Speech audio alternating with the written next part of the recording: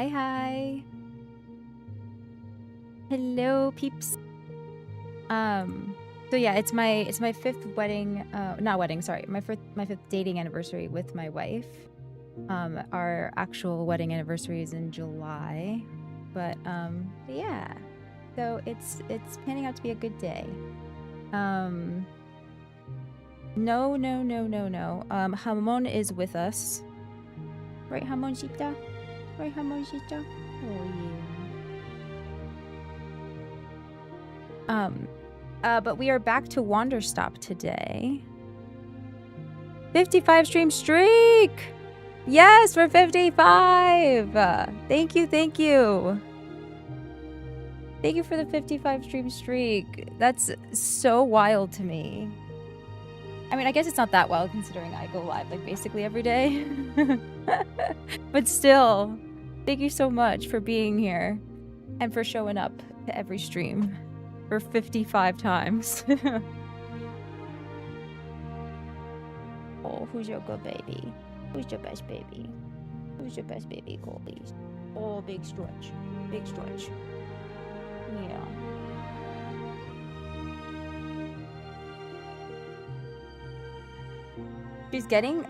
She's still kind of thin, but she is getting a little pancita, a little stomach. That's good. She's growing. Hey, okay. She likes to like pat me when she just doesn't want it anymore. Okay, no tail in the face, please. No tail in the face. No tail in the face. Please, thank you. Can she just sit? Can you just lay? Can you please just lay? Can you just lay down? Please just lay down. Down. Okay, good. Okay. Alright, so let's see where we left off. I can't exactly remember.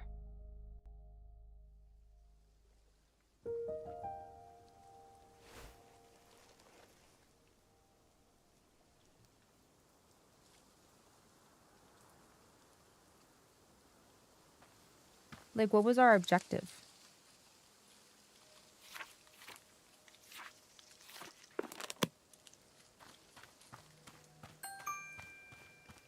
Thank you so much for the 3 stream streak! I appreciate you. How are you?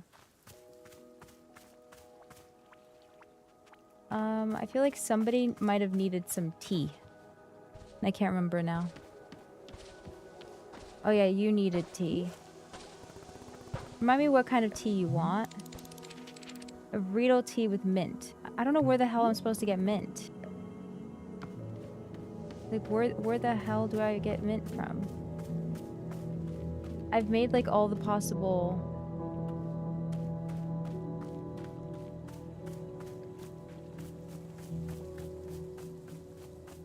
Where the hell do I get mint?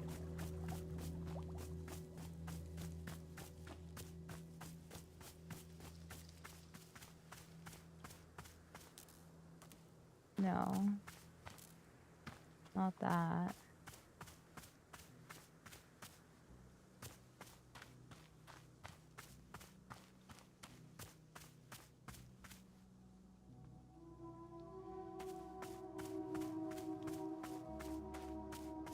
None of these are mint, are they?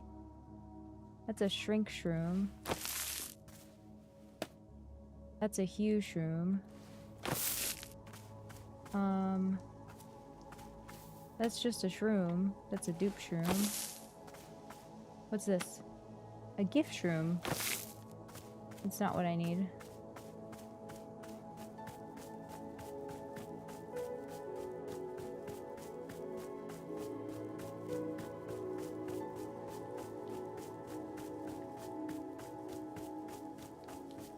I don't understand this. Like, I get it, but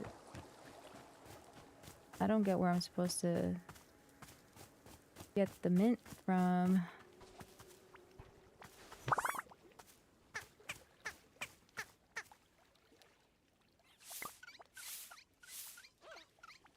Oh.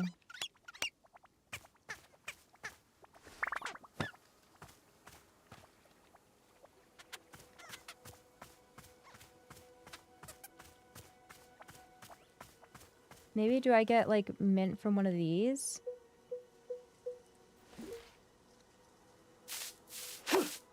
Yeah.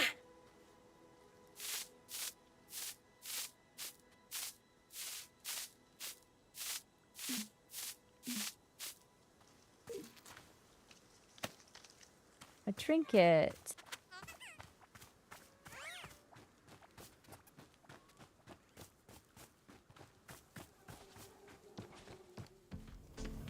Where shall we put the trinket? Maybe here?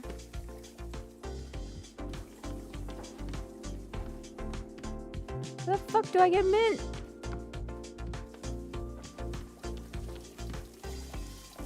Is that like later Daira's problem?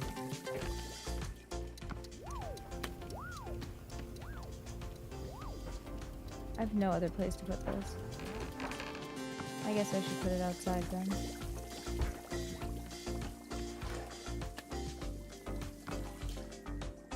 Yeah, that's clean.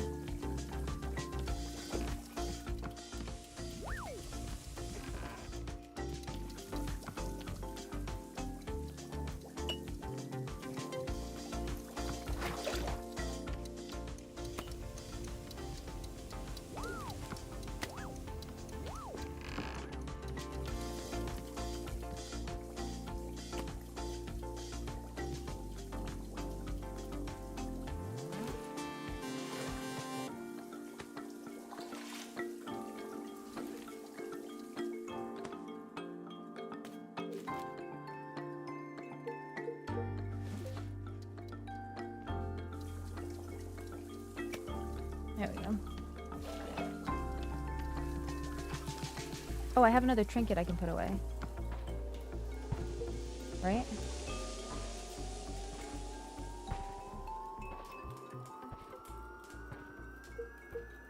No. No. Okay, I guess I put it away. Alright. Pockets are full. Put it back down.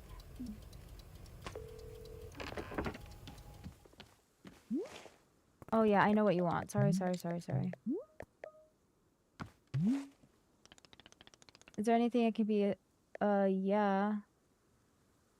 Need help with gardening? Yes.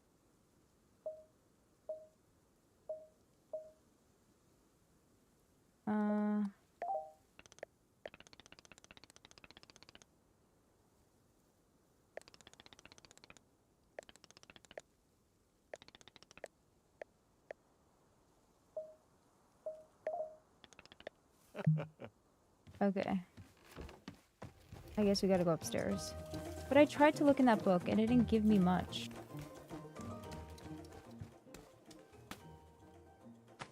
How the fuck do I read it?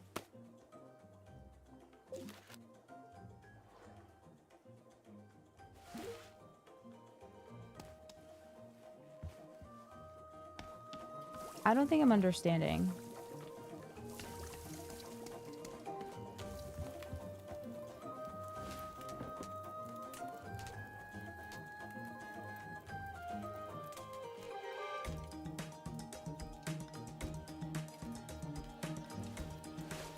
Oh, A, read. Yay, okay. So you've decided you want to learn about planting and gardening. Wonderful. It's a decision you will... Oh, thank you for the lurk. It's a decision you will very rarely regret. As you turn these pages, you will discover the many beautiful and intricate secrets of the plants all around us and how to sculpt them in your image of beauty. I am excited to share with you the joy of gardening, so let us go on this adventure together. Many of the fundamentals of gardening are inscribed within these pages, yet even the fundamentals can be quite daunting. So for a new gardener, remember, darling, absorb this information only at a pace that you feel comfortable with. Perhaps even take a break between chapters to practice what you learned. Or don't. Maybe you want to stuff your brain so full of knowledge that your skull actually literally explodes. We all want to die in different ways, and that's what makes each of us so unique. All right, no more procrastinating. Time to roll up our sleeves and get to work. Simply do your best out there and remember to always be beautiful, my darling. Chapter 1, Simple Plants. Simple plants are the most basic of flora. These are the building blocks of your garden. To plant one, you'll need to find a plant seed. The color of the seed tells you what plant it will produce. How many different types of plant seeds are there? Darling, I am not a seedologist. Not all of us have the family connections necessary to get into a prestigious seedology school. Perhaps you should ask one of those snotty rich kids how many types of plant seeds there are. Once you've found the plant seed you want to use, place it in the ground and a simple plant will sprout. What else is unique in my pillow, which I'm about to go visit? Good night. Night, night. Oh my gosh, thank you so much for the 20 stream streak. I appreciate you. Thank you, Joe. Okay, once you've found the plant seed you want to use, place it in the ground and a simple plant will sprout. Okay, everything's pretty easy so far, right? Well, buckle your beautiful faces up, my chaotic garden children, because we're about to discuss hybrids, and you know this is where gardening gets wild. Small hybrids. Hybrids come in two sizes, small and large. First, let's discuss small hybrids. To make a small hybrid, we'll start by placing a simple flower in the garden. You'll notice this grid when you plant the flower. Now, let's place simple ferns around the flower, forming a line like this. As soon as you do this, the center flower turns into a plant egg. Yes, plants can become eggs. It's a normal, regular part of nature, and you're weird for thinking it's weird. So, what do we do with a completely normal plant egg? Well, we water it, of course, so let's go grab our trusty watering can. Simply fill your watering can at any spigot you can find next to a body of water. Then, once it's full, pour some water onto the plant egg. And just like that, the egg turns into a combination of the fern and flower. You just breed two plants together, you nasty gardener, you. Oh, you just bred two plants together, you nasty gardener, you.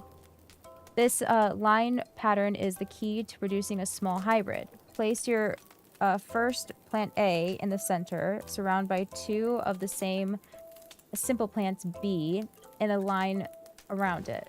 The outer plants have to be the same. That's the only rule. Okay. Large hybrids, I understand. A breather. A lot of information so far. How about we take a little breather and relax for a moment with this calming picture of some beautiful fish. Fruits. Okay. Social commentary. Remember, gardening is a form of personal expression.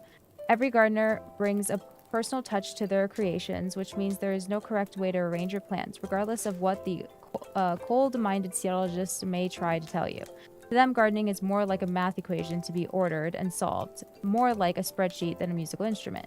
Look at them, solving a garden. Have you ever seen something so absurd? This is what seedologists actually do. I've witnessed it. Oh, and let's talk about the cost of tuition at seedology universities. How can you justify an average of 215% increase in tuition costs over the last decade? Surely these students aren't getting the career opportunities that ought to be commensurate. With such an exorbitant cost of education. Shall I tell you why all of this posturing and extravagance? It helps them to feel superior. They donate huge amounts of money to have their names printed on the front of an institute for plant speech. That's a real thing they spend their money on. Darling, plants can't speak. I've tried.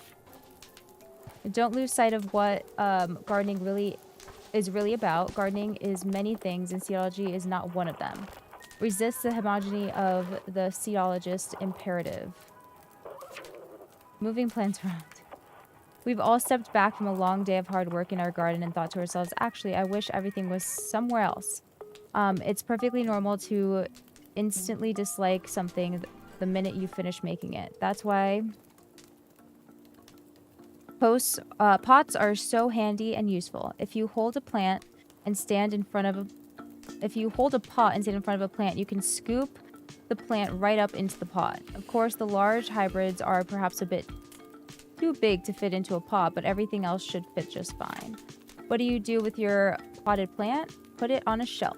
Put it back into the ground. Perhaps even move the plant into a larger, more decorative pot.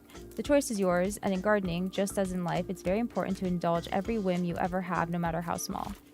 Of course, sometimes it's necessary to eliminate a plant altogether. While painful for the soul, it's actually quite easy for the hands. Simply use your trusty shears and chop away at whichever plant has outstayed its welcome. The power to destroy life is a heavy burden to carry, so whenever you shear a plant, remember to congratulate yourself on overcoming the inner demons of doubt and insecurity. Gradually okay. Congratulations, you're a true master of gardening now, a fact which is guaranteed to impress disapproving relatives at holiday parties. Now is an ideal time for a relaxing cup of tea to bask in your own accomplishments. Remember not to be too haughty or arrogant about your newfound skills, but also remember to be at least a little arrogant, or else what was it all for? I salute you, my beauties, and I do hope to bump into you out on the dirt. Now go out there and make the most beautiful gardens your hearts can imagine. Oh, and I should mention, there are certain special effects that mushrooms can have on your plants as well, if you know the right patterns. I very much wish to tell you about them, but my editor is insistent that I am far past my deadline on delivering the manuscript of this book. In fact, she's here with me now telling me to stop writing. Now she's coming over to the desk and grab it. Okay. Okay.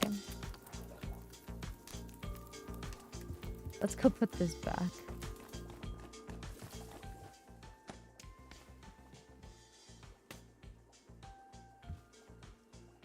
Edge of a Bullet, a dark war-hard novel.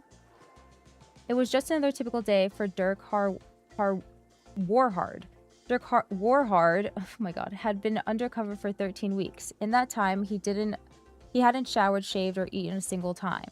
That was the 𝙒𝐃 𝐿𝙁𝙁 undercover method. The 𝙒𝐃 𝐿𝙁𝙁 undercover method was a living hell for the initial 4 weeks. But on week 5, without fail, his body would begin to buzz with a feverish euphoria and a rigorous alertness that gave him the edge he needed to succeed.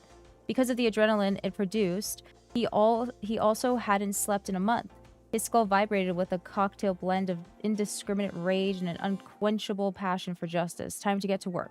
𝙒𝐃 𝐿𝙁𝙁's undercover persona was that of Bobby Briggleston, billionaire playboy heir to the Briggleston family media empire. In fact, 𝙒𝐃 𝐿𝙁𝙁 was himself a billionaire playboy, much wealthier than his undercover persona, but he'd play any role if it meant getting the job done. Okay. Hi, Louise. A wealthy local socialite was hosting a charity gala in her mansion home, which 𝙒𝐃 𝐿𝙁𝙁 had been instructed to infiltrate. His limousine pulled into the mansion driveway around midday. As he stepped out of the limo, the sun shone brightly into his eyes. 𝙒𝐃 𝐿𝙁𝙁 hated the sun more than he hated anything in the whole world. He had been told many times to stop looking directly into the sun, but to turn his back on an enemy was cowardice. He could never forgive. Pulsing with rage from the 𝙒𝐃 𝐿𝙁𝙁 undercover method, 𝙒𝐃 𝐿𝙁𝙁 Hi, pulled a pistol from his tuxedo jacket and fired 10 rounds directly into the heart of the sun. Case closed.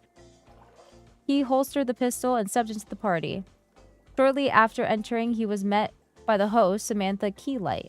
She was his target, a known perpetrator of underground organized crime, and the person from whom he was to extract sensitive information.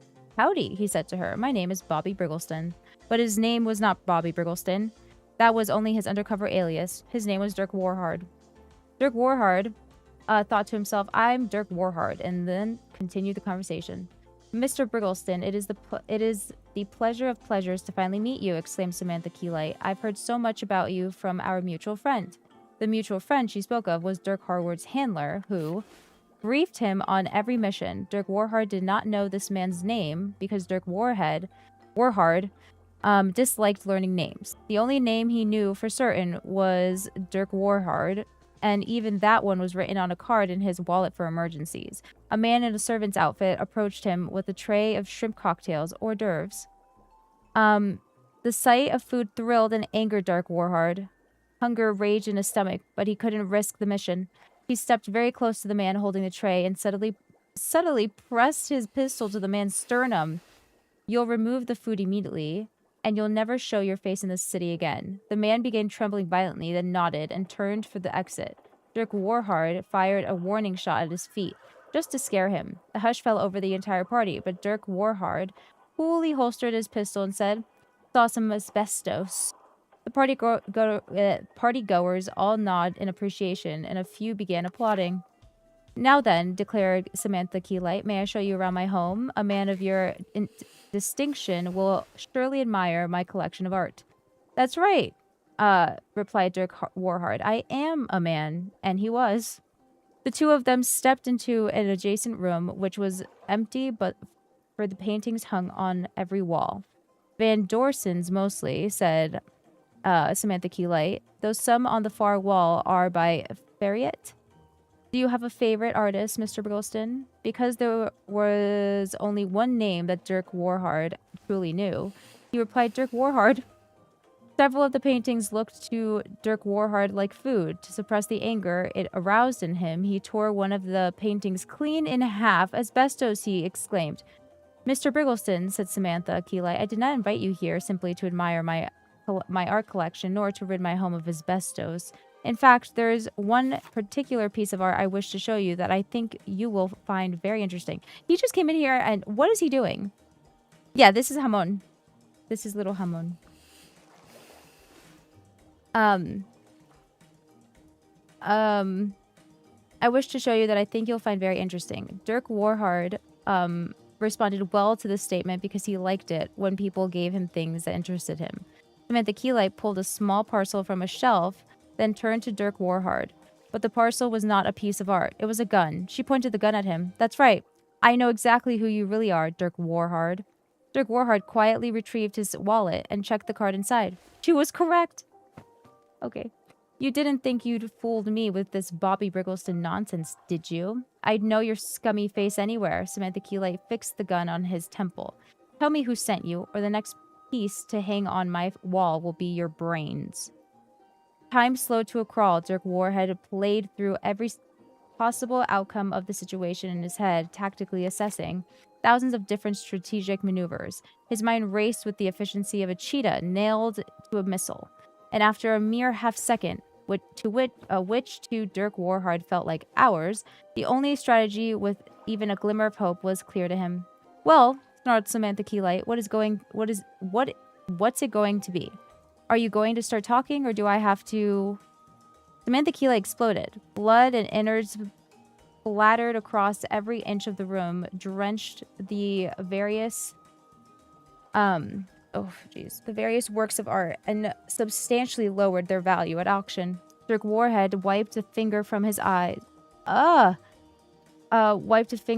eyes. Weeks ago, he had secretly planted a bomb inside Samantha 𝐑𝐃, triggered by a switch inside the ring on his left hand. This was one of 𝐒𝐃's signature techniques, and it had saved him dozens of times. He stepped over to where he vaguely recalled she had been standing, then adjusted his shirt cuffs and said, "What you didn't know is I'm actually 𝐒𝐃. He then pulled out his pistol and said it again while holding the pistol, which he decided was cooler. He repeated it while firing the gun several times, and that felt coolest of all. 𝐒𝐃 still had no idea what Samantha 𝐑𝐃 played in the perpetration of organized crime, but it wasn't his job to know things. The less 𝐒𝐃 knew, the more quickly he completed each mission, and this one had been done in record time. He pressed the... Wasn't his whole thing to get information from this person? But okay. He pressed the mechanical... Oh, God. Hold on one second.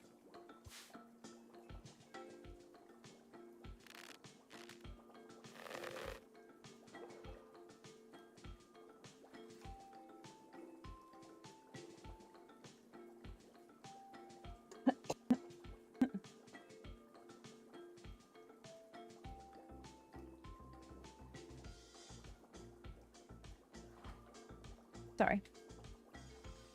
Give me one second.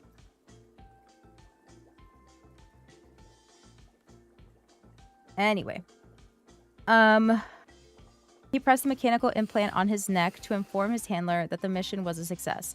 𝐒 stepped back into the party where guests were in a panic over the sound of the explosion and gunshots. They turned and froze as he entered the room, dripping with Samantha Key light. 𝐒 strode confidently toward the nearest servant, holding a tray, grabbed a shrimp cocktail, and stuffed it into his mouth with a beastly vigor. Someone in the crowd yelled, "Oh my god, it's 𝐒 attempted to yell, "What you didn't know is I'm actually 𝐒. But his mouth was too full of shrimp, so instead he just fired his gun into the air several times. The partygoers began cheering and making out with each other. Then the president emerged from the crowd. 𝐒, said the president, "you've saved us once again. I award you $10,000 cash." The crowd cheered again, and 𝐒 still couldn't speak, so he kept firing his gun. One of his bullets accidentally hit the president, who gave the thumbs up as he bled out, grateful to have been killed by the famous 𝐒. But the president's death didn't bother 𝐒, who knew that there would always be another president, but there would never be another 𝐒. He stuffed another shrimp into his mouth and crowd surfed his way back to the limo as he yelled his famous catchphrase, "Nobody survives 𝐒." Just as cold as the shrimp, it was just another typical day for 𝐒. What the fuck was that? What the actual fuck was that? The devs have a sense of humor, let me tell you. The Book of Answers. Make tea with 𝐒𝐷 beet, pink flower surrounded by 3. And for mint, get a chip. Blue fern surrounded by 3 blue ferns. Oh! Okay. Get a chip. Blue fern surrounded by 3 blue ferns.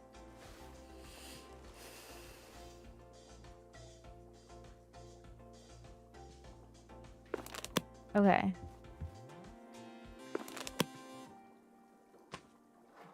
Okay, well that was easy, I guess.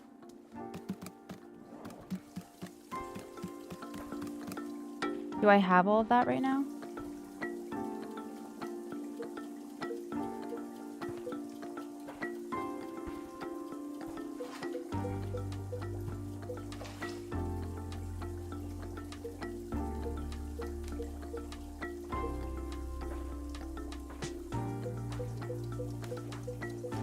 Okay, and then to get a chip, right? For mint? I'm pretty sure that's what it said.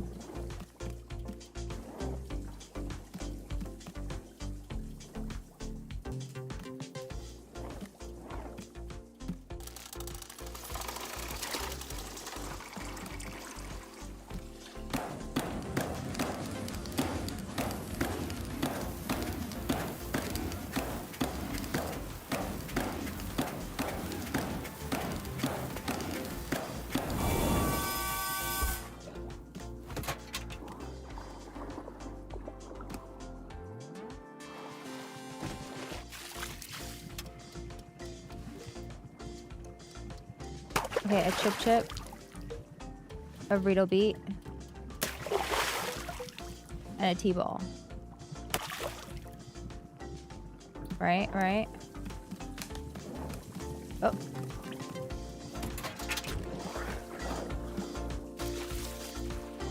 Okay.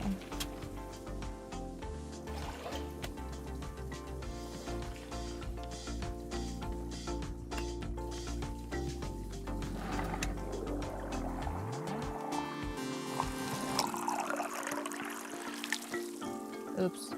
That's my bad.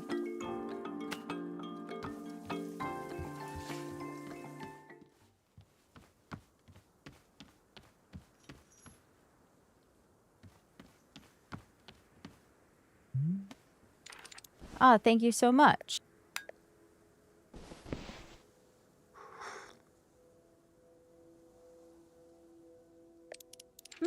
There's that beautiful mint taste. Perfect, just perfect. Okay, great. I'm ready for the ceremony.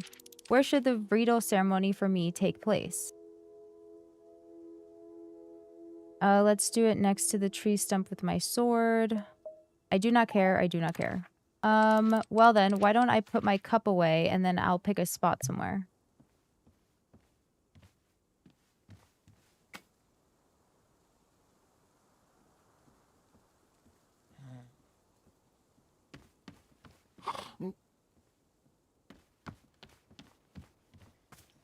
Okay, well, you do that.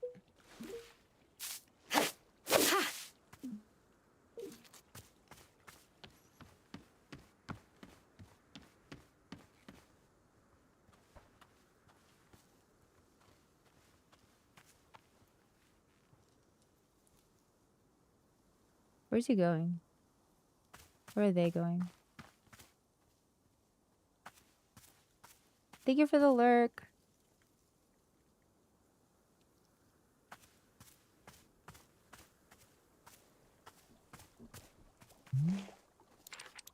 Okay. All right. The altar is all set up. Let's get started. Ahem. Here upon this day, our community gathers to conduct a ritual ceremony congenial. Today's ceremony is in honor of our special guest, me. Hi. I'm the demon hunter who aids and assists with the needs of this community. Hold on. What's your actual name? Oh, well, we're actually not supposed to use our names when we're on quests.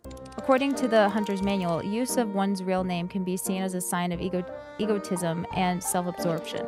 It is better to be only seen as a demon hunter in service of the community, no more, no less. So yeah, sorry. The rule makes perfect logical sense. Good. These rules have been refined over thousands of years, so they've got to be correct. Anyway, where was I? Oh yes. I'm a member of the Order of Demon Hunters, a society more than 6,000 years old. Wow, so old. Hang on a second. When are you going to start killing demons? I want to watch a demon die. Oh, right. Well, about that. I mean, there aren't really, you know, that many demons alive anymore. We kind of, killed almost all of them already. But isn't that a testament to the ruthless efficiency of the Order of Demon Hunters? But then why are you here? Oh, well, since there are so few demons left to kill, demon hunters had to start finding other ways to help. You know, like helping out around the community, doing social work, that sort of thing. These days, civic unrest causes far more problems for people than demons do, statistically speaking. So, you know, it's where we can make an impact statistically. What about those weapons on your belt? They look cool. You don't use them for killing? What? No. These are ceremonial. I'd never use them. Anyway, to get back on track, this is my first quest to a new community. So I am here to assess the needs of the community and then provide whatever support I can. This isn't a community. Well, not only is it just a tea shop, it's a tea shop I don't even want to be at. I see. That's... Why don't you leave here and go find an actual town to help? Oh, no. Whatever community we stumble onto, we have to stick with. Because otherwise, demon hunters might just quit when it gets hard. I am sworn to help this community, and I will stick to that commitment no matter what. Are there any questions at this point? Who's the nastiest demon in history? The nastiest? Yeah, someone real nasty, real sick. Tell me about a bad demon. Oh gosh, well, I guess maybe 𝐒𝐼𝐼𝐼𝐿? 𝐒𝐼𝐼𝐼𝐿 was a colossal demon from the ancient age and fed exclusively on orphans. Apparently, he ate over 5,000 orphans in his lifetime. I know. Before 𝐒𝐼𝐼𝐼𝐿, the most orphans a demon ever ate was maybe 2,000. But 5,000 was like, wow, this guy's serious business. Wow, sorry, we're off track again. My apologies. Although to be honest, I've kind of shared everything about myself. That's me. Since I can't think of anything else to say, I hereby conclude this ritual ceremony. Great, we're done? Yep, the ceremony's over. Cool, bye. Wait, hold on a second. So, I don't suppose you feel like maybe saying something about you? Like, you don't have to, but would you maybe want to share anything? Just, you know, if you want. No. Oh, yeah, okay, gotcha. That's totally okay. Yeah, thanks for, the tea. Yeah. What the hell?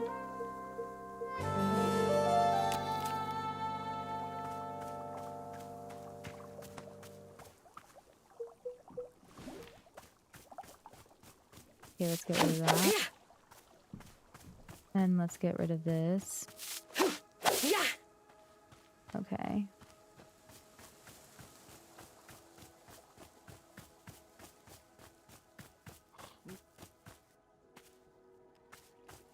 They don't have any more packages, do they?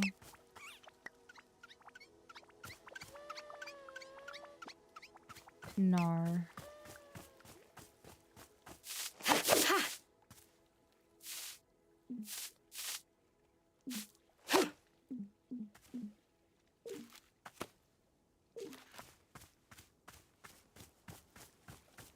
Hi, Hamon.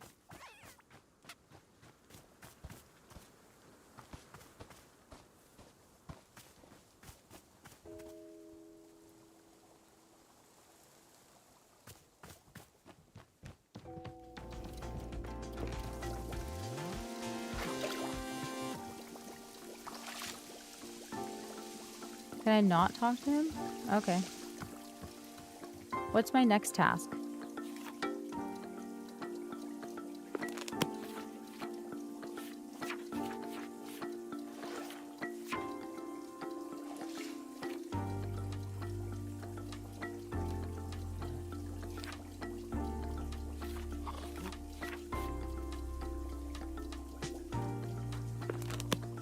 Okay, so maybe I should drink that tea. And find me another memory.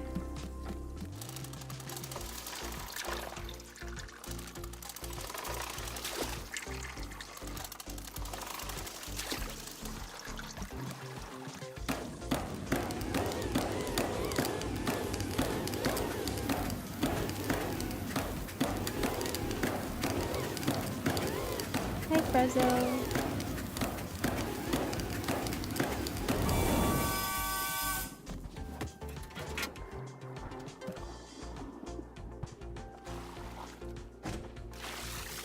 This one.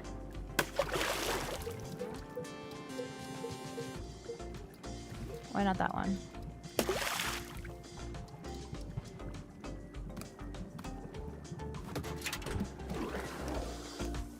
I don't need a tea leaf for that, so that's good.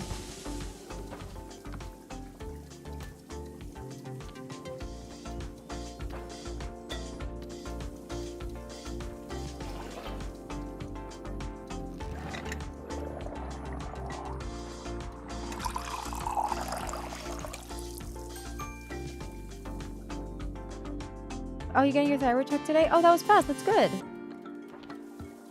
It is very cozy, I would say.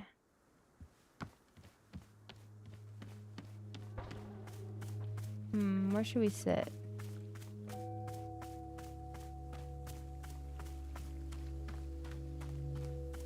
Oh, maybe over there.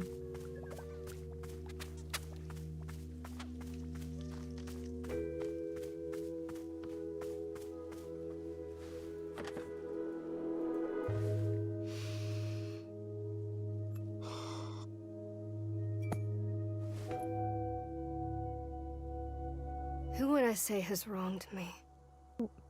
I mean, it's weird because obviously I've fought all of these rivals. People who have tried to tear me down in all sorts of ways. And I do resent a lot of them. But bizarrely, my most vivid memory of being wronged was when I was 14 years old. My father came home from work, and he sat us down and told us that his job didn't exist anymore. We were going to move homes again. I was going to say goodbye to everything again. And it's like, he lost his job. That's what I remember. That he was weak. Why should I have to change my whole life around because he was too weak to hold on to something? That's how I felt at the time. Then, years later, I learned it actually hadn't been his fault at all. It was something totally outside of his control. So in theory, I should have been able to forgive him and move on, right? But I don't know. For some reason, I couldn't. It was like the anger had dug trenches in my chest.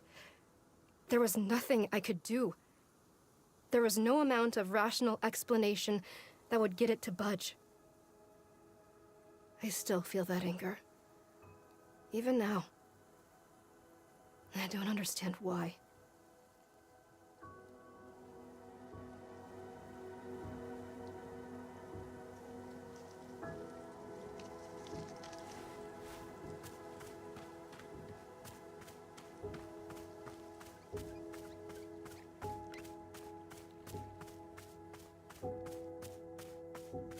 Okay.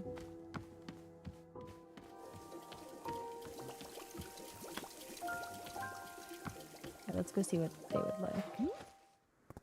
Let me guess. Do you want to do another ceremony? Hello? Are you okay? Something wrong? I'll just check in on you later.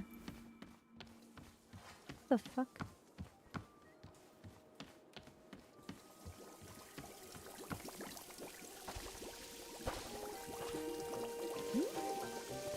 Are you feeling any better? Hello, Gerald? Wait, are you and Demon Hunter both not talking to me? What's going on? Okay, sure. What the hell?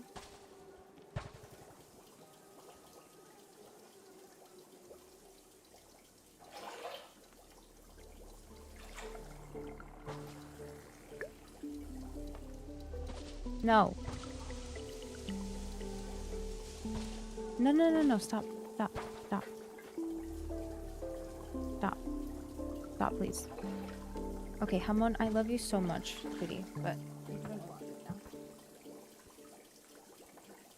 Okay. Oh. Hey, feeling any better? Oh god. What's going on? Is there some reason why nobody's talking anymore? Can you hear me? Do you know what I'm saying? Whatever.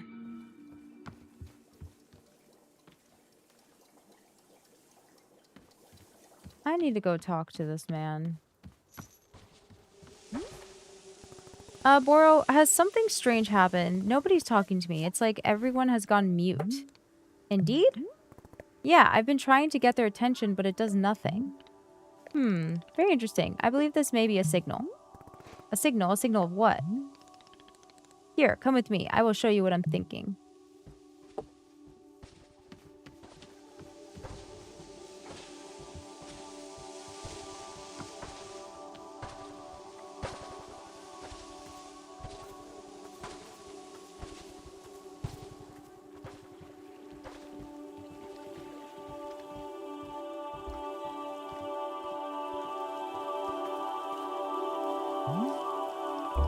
Here we go.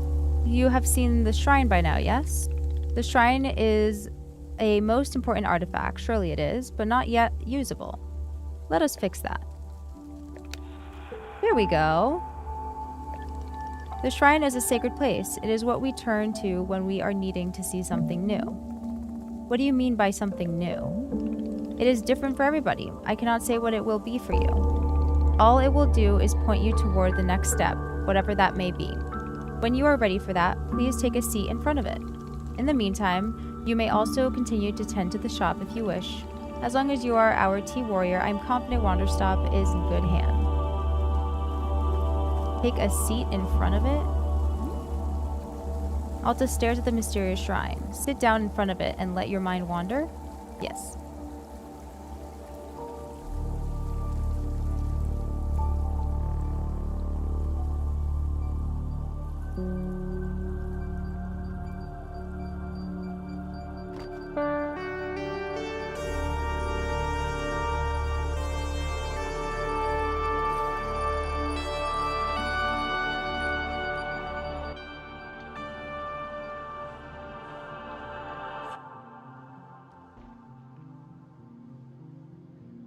Where am I? My name is... I don't remember my name. Oh god, what's going on? Where am I? Someone please. Hey, your name is Alta. Remember?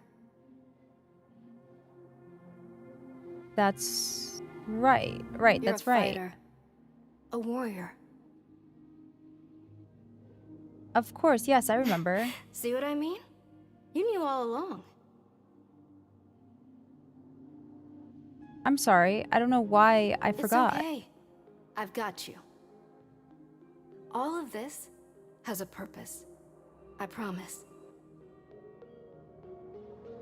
Do you remember what your goal is? Yes, to find Master Winters and train with her. Hi, Burning Star. No, not that one. The bigger goal. The bigger goal? No, I've forgotten that too. What's the bigger goal? Anyone, anywhere, for as long as you choose. Gotcha. What about for the next 10 years? Until I've beaten every great living warrior? No, no. You can do much better than 10 years. If you work hard enough, you could go the entire rest of your life without losing. Think about it. Undefeated. For the rest of your life. I think that's impossible. How can I even do that? It's not impossible. Not for you. None of them work as hard as you do. That's why it's possible. With your help? Of course. I would be honored. Thank you. I just need you to push yourself a little bit harder, okay? Right, of course. Just tell me what to do. I've got you, Alta. You're going to be okay. You're going to be amazing.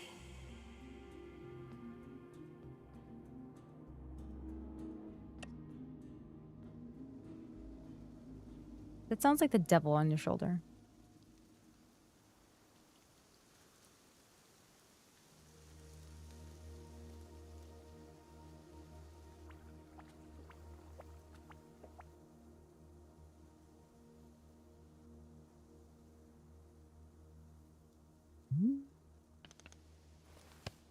Welcome back, miss.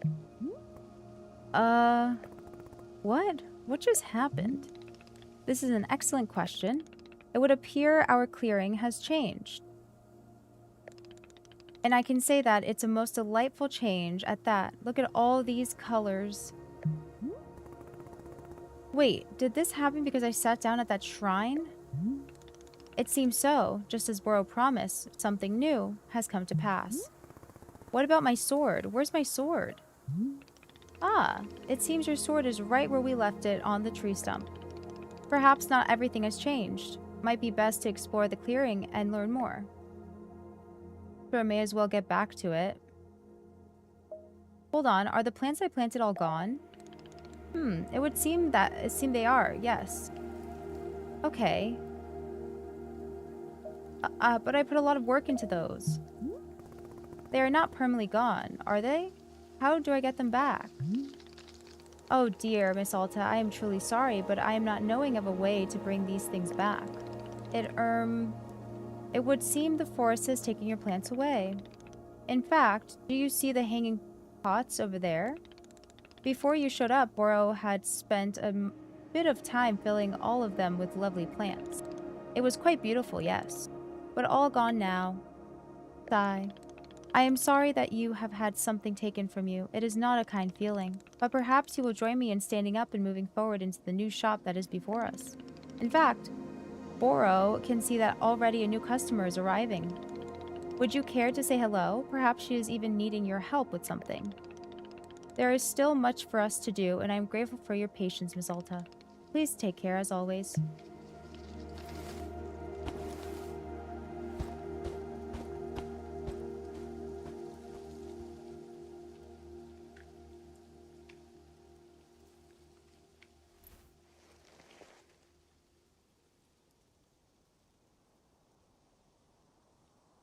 Okay.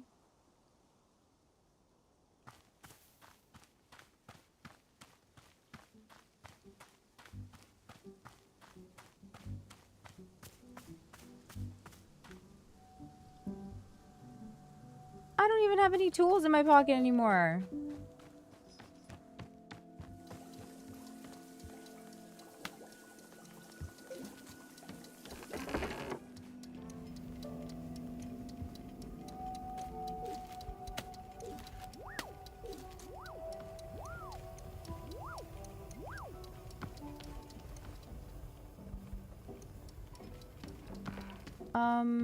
Okay, I guess.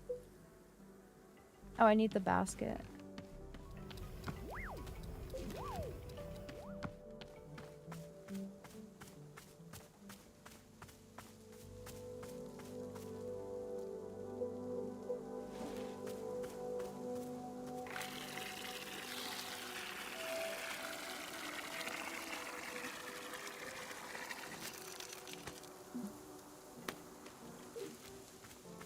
Okay.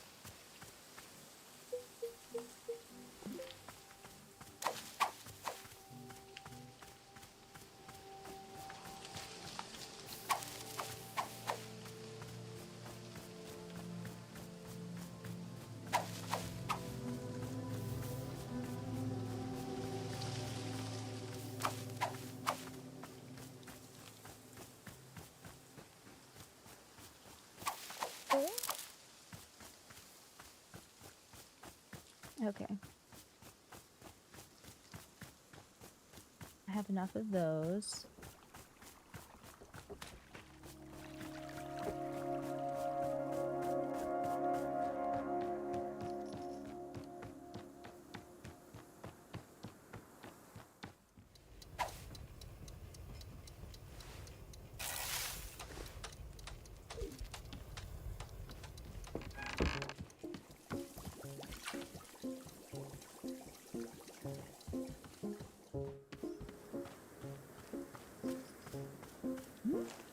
Alta, hello.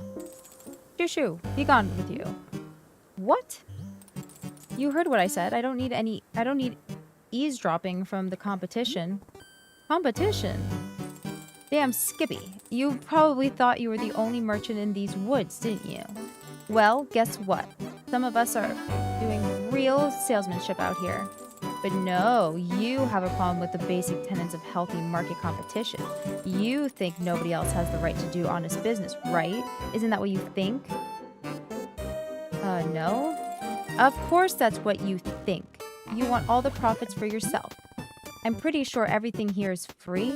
There are no profits. Huh, that's what you want me to believe. But I'm not worried. Once I set up shop, it's over for you and your little socialist utopia. What exactly do you sell? I bet you'd like to know that. I bet you'd love to have the edge on me. Well, tough tooties, I'm not falling for what do you sell ever again. Wanderstop is a tea shop, so if you don't sell tea, we're not competitors. Oh, suddenly Miseducated over here knows all about economics. You want to know what I offer customers? It's simple. Firm products, higher prices, harsh, unasked for life advice. All that and a smack in the head on your way out. Typically, you have to offer people something they want. All right, Grandma, sounds like a business competition to me. No. Fun. Push, that's cowardice business plan. That's a coward's... Oh. Hi, Hamon. Nobody wants a smack in the head. That's why you have to sell them on it. You have to stop thinking about what the customer wants and start focusing on what you want them to want. If you had even sneezed on a business textbook, you'd already know this. I'm pretty sure we're not competitors. Hey, look at you, naive, optimistic, clouded judgment. Destroying you will be a breeze. Some might feel guilty about running your little enterprise into the ground, not me. Now get your buzzing face out of here and let me set up shop. Would you like tea while you set up? Hell no, I don't want tea. What the hell is this? Hi. Hi, Lindsay. Hi, Blackout.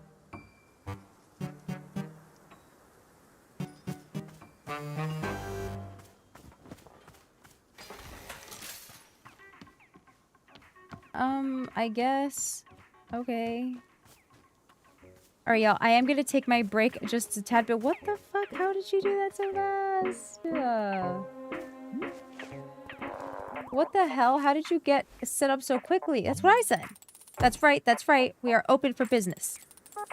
Are you ready for profits? Are you ready for marketing? Are you ready to get your face kicked in with savings? Then come on down and see Nana, losers. Alright, here I am. And what? What of it? What can I buy? I'm ready to see this shop. Ready to confront the crushing boot of competition? Fine by me. Behold, consumerism.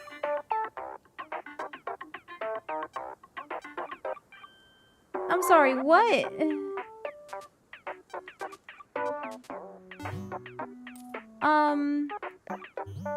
Yes? What is it? What does this icon mean? Is this your face? You can't possibly be this dense. Those are nanobucks. That's how much they cost.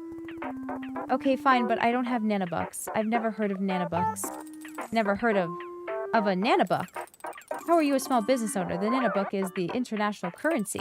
The nanobuck is the gold standard. I think you're making this up.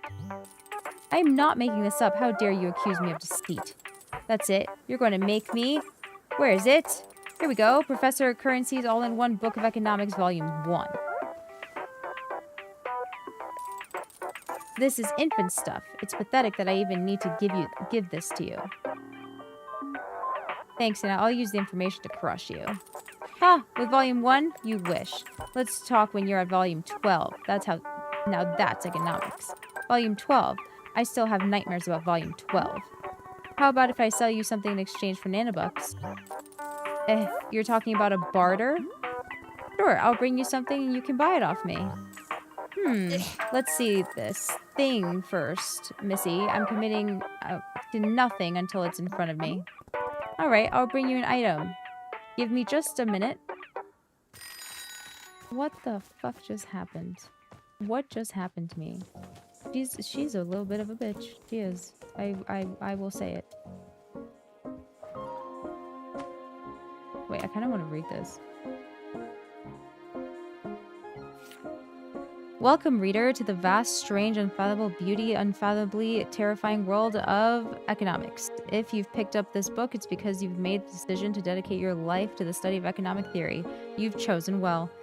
My name is Professor Currency, and I will be your guide on this multi-volume dissection of the many fascinating facets of economics. First, an admonishment. Do not be daunted by the complex nature of what you're about to read. The pursuit of economic study is demanding, rigorous, and often physically painful. This is normal. Pain is economics entering the body. Rest assured that whatever struggles you face in comprehending this knowledge, you will be rewarded tenfold once you fully understand it. Armed with a fierce comprehension of economic theory, you will become an unstoppable machine of intellect and charisma. So where to begin?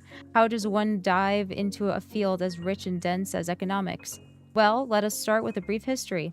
Economics did not exist prior to the Crimson Age. Up until this time, all goods and services were given random values. These values could change arbitrarily at any time for any reason. A loaf of bread might cost 10 grimlets in the morning, and then at 3 p.m. the price would suddenly leap to 85,000 grimlets.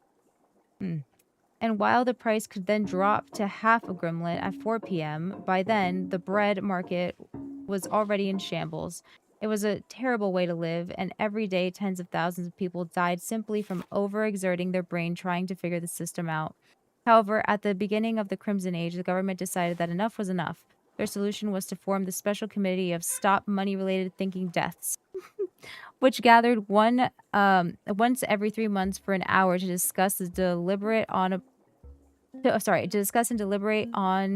a brand new system of valuing goods and services. And after 6 months of congregation, they had invented the system which we use to this very day, economics. Under the new and profound ideology, goods and services would be given prices that correspond directly with their value.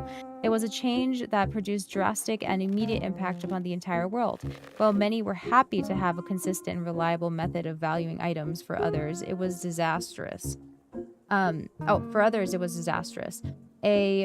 A significant number of merchants had gotten rich selling services like a cold bag of gross, ugly rocks by simply waiting for the exact moment when their service was very reasonably priced, while all other services were completely unaffordable. Yet, while there are there was complaint. For the most part, the new system was widely accepted and adopted. Quickly, vendors began to ask questions like, what will consumers actually want to pay money for? And is there a situation where the market values a cold bag of gross, ugly rocks more than literally all other commodities? These questions became the cornerstone of economic study, and the ugly rock test is the first principle taught in most 101 economics classes. While it is certainly true that the specifics of market value are quite different today than they were in the Crimson Age, the fundamental underlying tenets of economic theory are the same now as they were back then. It continues to be true that consumers want things and are willing to pay for a good if the price is commensurate with its value. It continues to be true that a cold bag of gross ugly rocks is a tremendously difficult, though not impossible item to advertise as being the most valuable commodity a person can possibly own. And it continues to be true that everybody wants to make money, which means that in some sense everybody is an economist. Of course, some of us are more of an economist than others since we went to school for it and physically fought one another tournament style in gladiatorial arenas to earn our diplomas, but on more of a theoretical and not very real level, every single person in today's world is an economist. This concludes our discussion of the history of economics, but what are the practical implications of economic theory in today's world? How can economics best be used for personal gain? And what about the economics combat tournament I mentioned and the light implication of packed arenas around the world where such tournaments are held? Several of these questions will be answered in Professor Currency's Guide to Economics Volume 2. Join me in the next book as we dive further into the unfathomable, unintelligibly, illegibly beautiful world of economics. Okay. Wow. Isn't that something? Isn't that something?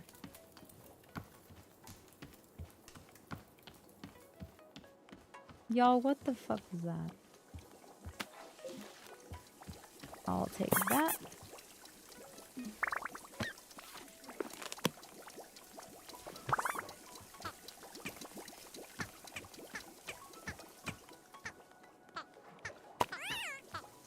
Thank you for letting it go.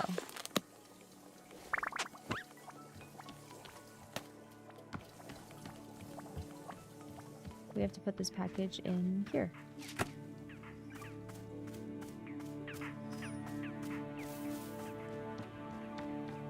Alright, what do I have to bring them? Oh, why don't I... Oh, wait. Do I have a trinket?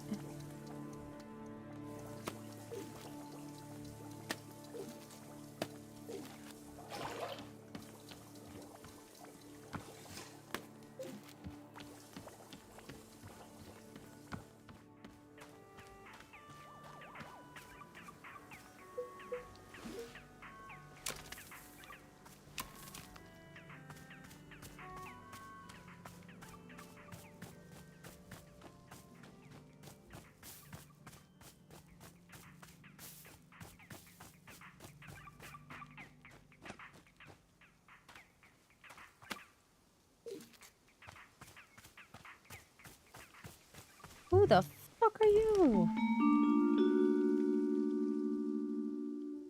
A fine day to you. Hi, this is Wanderstop. It's a tea shop. You don't say. How marvelous. A cup of tea sounds most restorative, but I would ask that you first allow me a moment of rest. On a journey such as mine, one's strength must be minded carefully at all times. Rest is the utmost priority. Once I am recuperated, you can be certain we will discuss tea at length. Sounds good. What the fuck?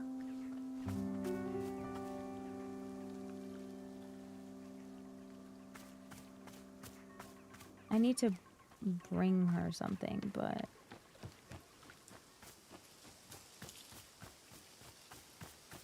what would I even bring?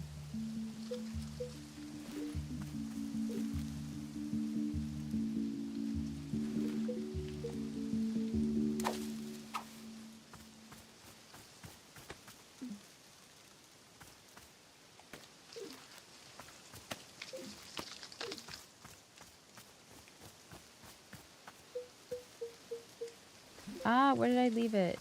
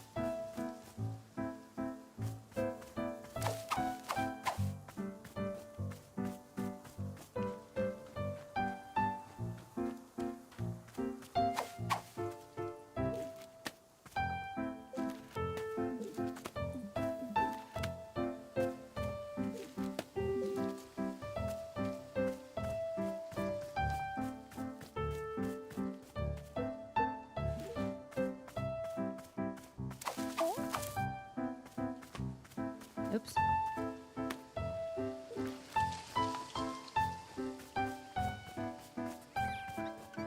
Is it just me or did this move?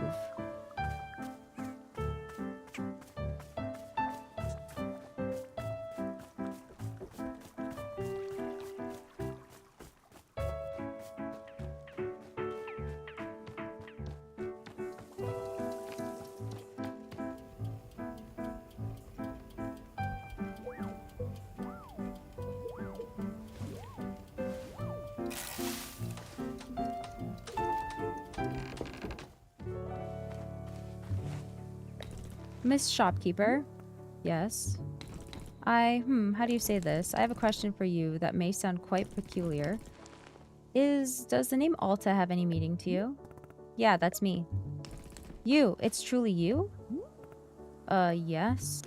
My heavens. My heavens! What a beautiful and surprising world we live in. The warrior Alta is before me, the strongest fighter of the modern era. You know me? Ugh. Know you. I've been to see you fight twice. I saw you at the Royal Arena 3 years ago. It was, how do I say, it changed my life truly. In fact, because of that fight, I began using a false advance in combat. I had only ever been using a serpentine advance. But the false advance gave me more flexibility when disarming opponents. I fought a guy once who used literally nothing but serpentine advance.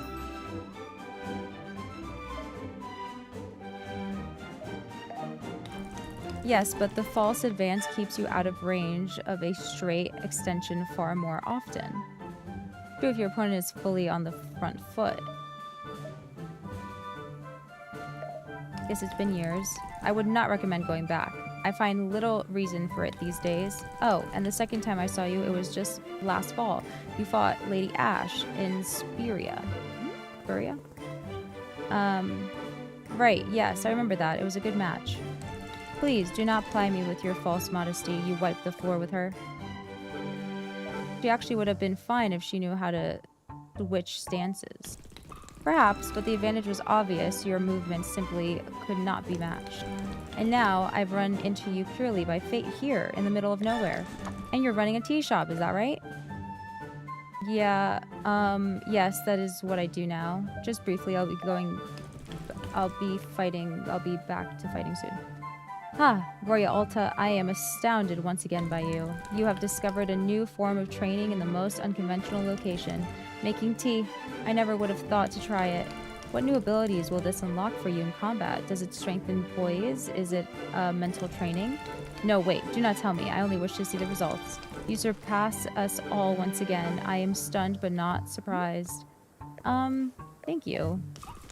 Oh, my apologies. I never introduced myself. My name is Ren. I have come to these woods seeking personal growth to find new strength. Meeting you has affirmed that I am walking an honorable path. It's really nice to talk to another person like me. I hope your journey goes well. My journey is taking the course it must take. I need only surrender to it. And of course, the journey has led me here to you. The world runs with purpose, it seems. I guess, let me know if you want tea. Tea, of course. In all the excitement, I had nearly forgotten. Yes, let's have a cup. Sure, what would you like? I must say, meeting you here has reminded me of the passion I felt in my youth. Back then, the world felt spontaneous and alive. True gifts of surprise and delight feel rarer and rarer to come by as I get older. But seeing you here has felt like a call to action, to be inspired and to chase what feels most alive. Please won't you bring me a cup of tea that calls to mind passion and the pursuit of one's dreams? That is what I desire most right now. I'll do my best. Thank you. What the fuck? Thank you for the lurk. Alright, y'all. It is time for me to take a break so I can eat real fast. And then we'll be right back here. So let's go to break. Let me see if words on stream works for YouTube, actually. I don't know. I don't think so. Oh, whoops.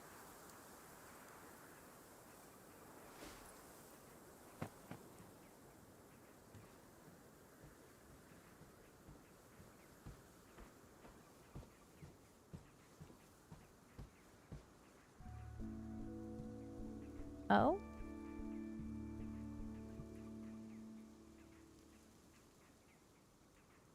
Oh, I guess it does, but I don't want that one.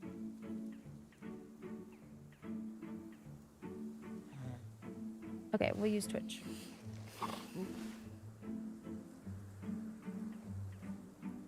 Alright, so if you would like to play, you will have to go over to my Twitch channel. Let me pull up words on stream. There we go.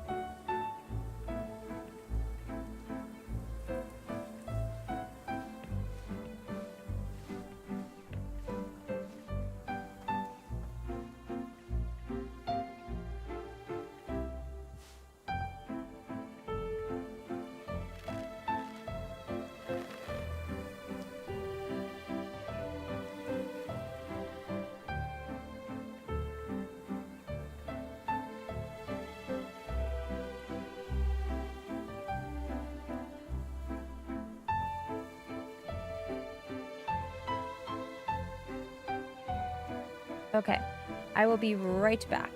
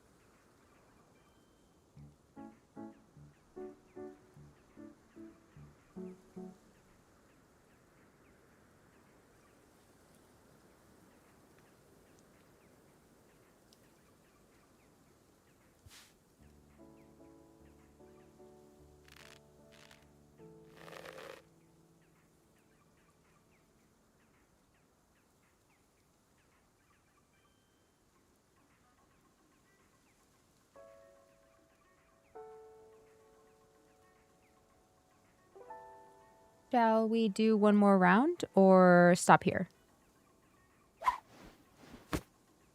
Either one I'm so okay with. Let's do one more round. It's literally about to start.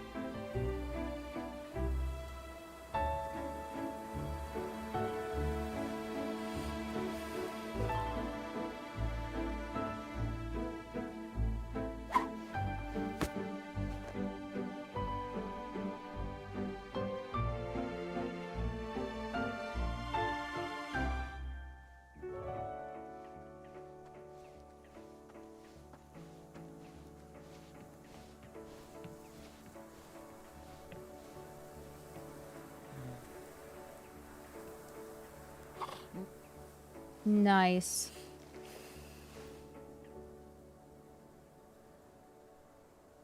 Damn, we fucking killed that one.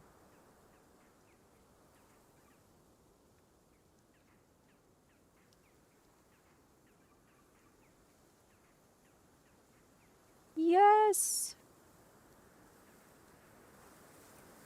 Okay. Let's head back into the game. I feel like we would go on for like a couple minutes if we didn't stop now. What a way to end, right? Okay, let's head back into this. Who the fudge is that? Who the fudge is that?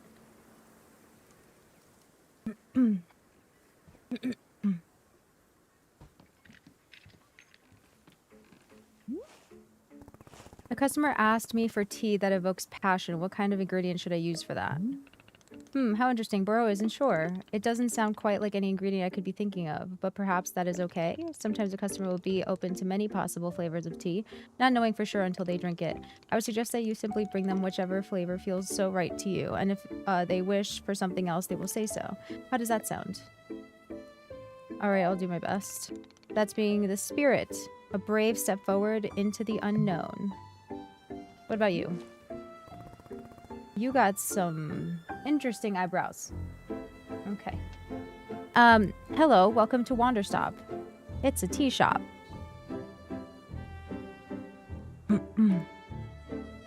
Oh, hold on. Ah. Okay.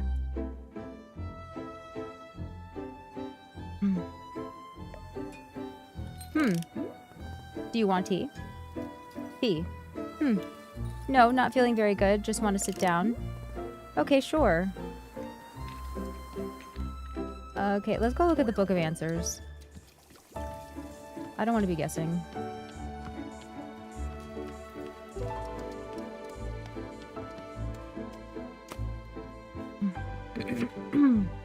Bring any item to Nana and see if she'll trade for it.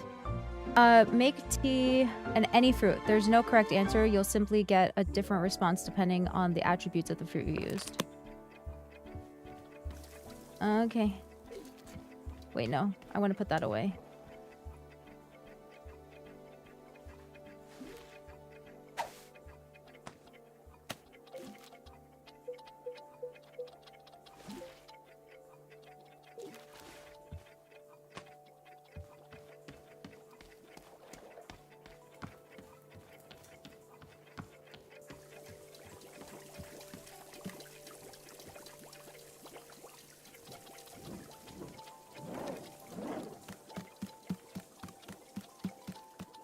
Let's be making ourselves some tea.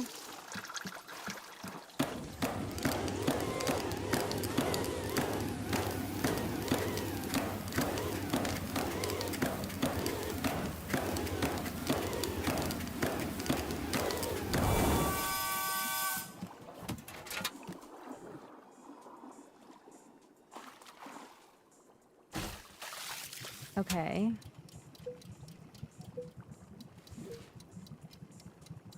Ah, no.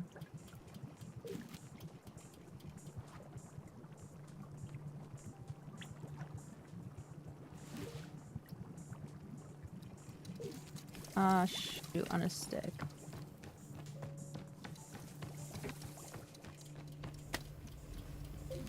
With any fruit? Oh, that means I have to go out and actually plant some stuff. We'll come back to you. Where do I plant shit? Where is the garden? Ah.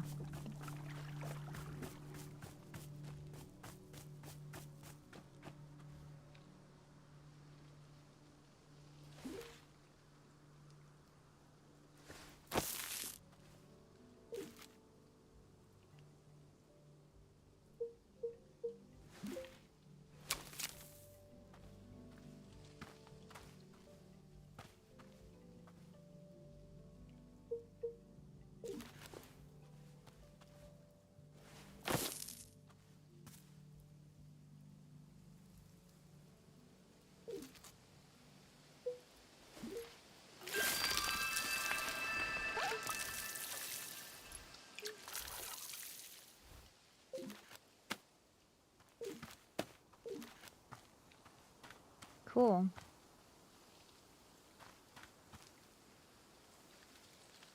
Okay.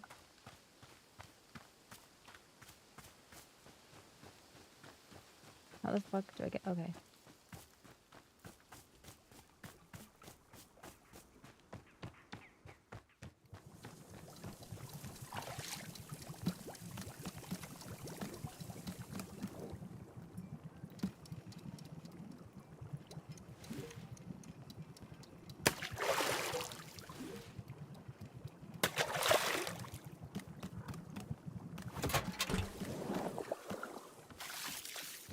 Oh, I need a tea. We need a cup.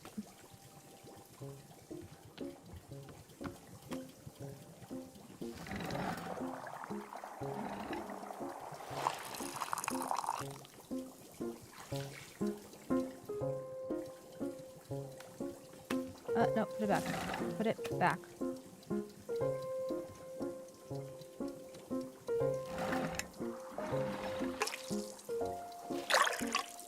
Perfect. Okay. Not that one. Where are they?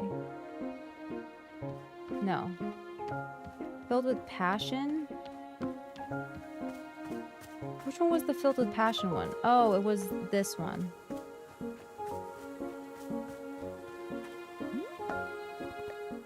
Passion tea. Excellent, let's have a taste.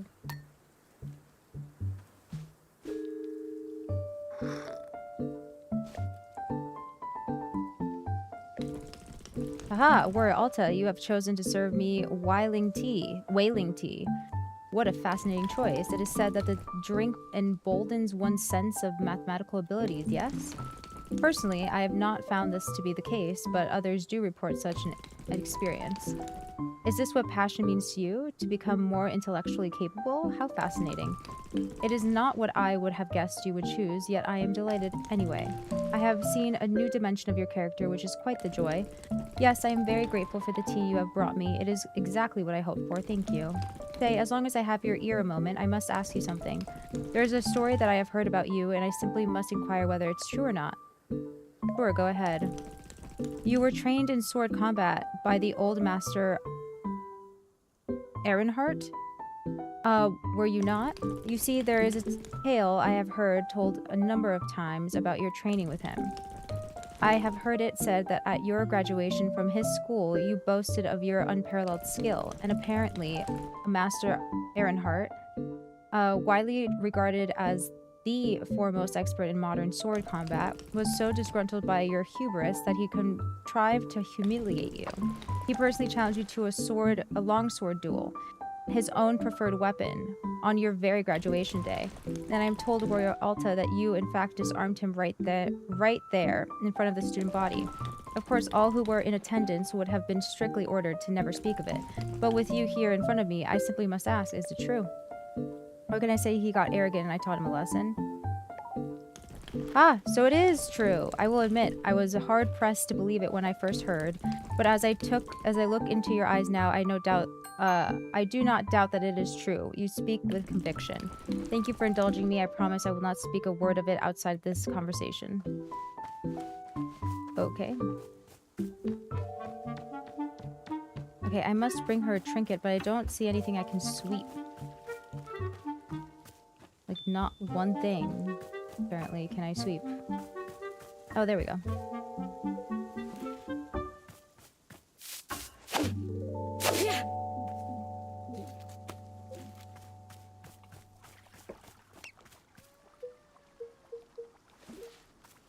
Oops.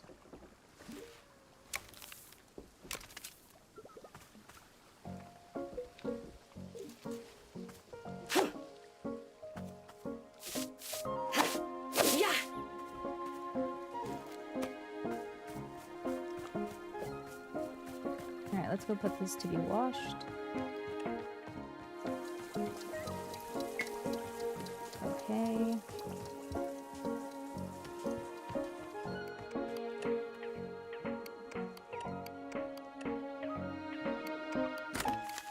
The person who put my lost parcel in the mail. Thank you for your good deed. You returned my parcel when it would have been easy to walk off with it yourself. The package contained a sacred cloak, the only one of its kind, invaluable to me.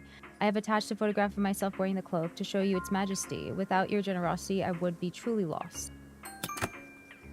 Oh, okay. Let's put this in in here. Woohoo!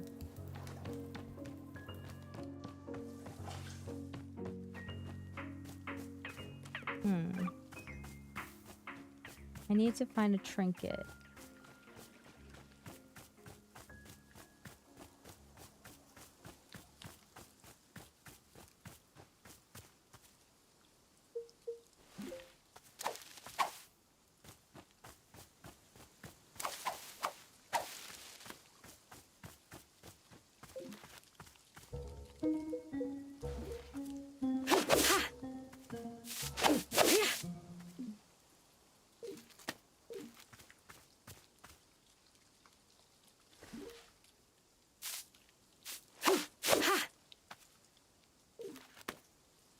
Ooh, yay, a picture.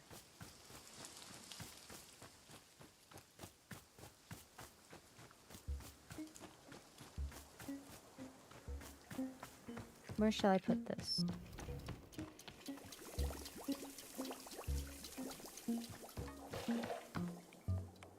Up there.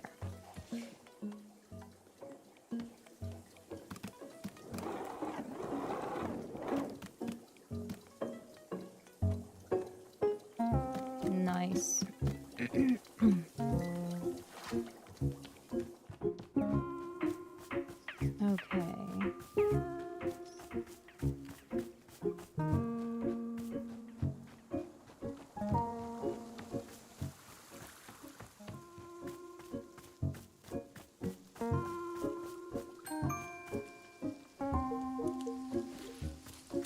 Hi, Kay. Hi, Augie. Hi, Nintendo Gamer. Hi, Sarah. Yeah. Is this a trinket? It sure is. Let's go give it to Miss Thang over there.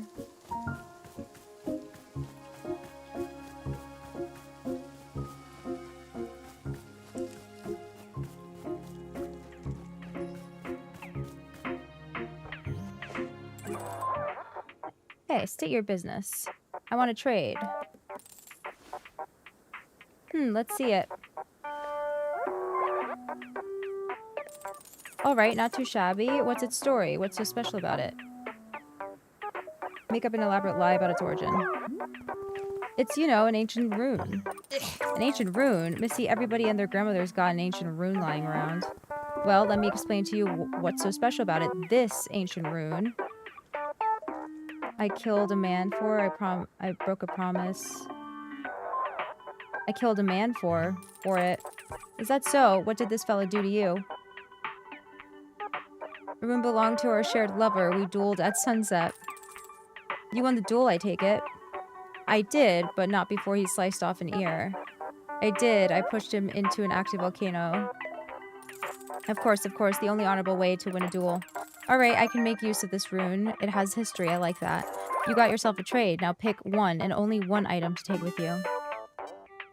I don't like this one. Finished? Good. After this, it's nanobucks or nothing. Okay. Let's go put this inside. A little trinket for us. Not in there, I don't think. Maybe here. Yeah. And then I need to go get that dirty cup. Oh yeah, also I need to get this.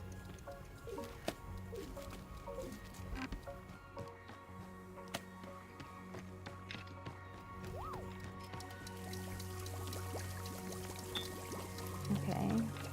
Oh, what are you doing in here? You said tea before. Yes, this is a tea shop.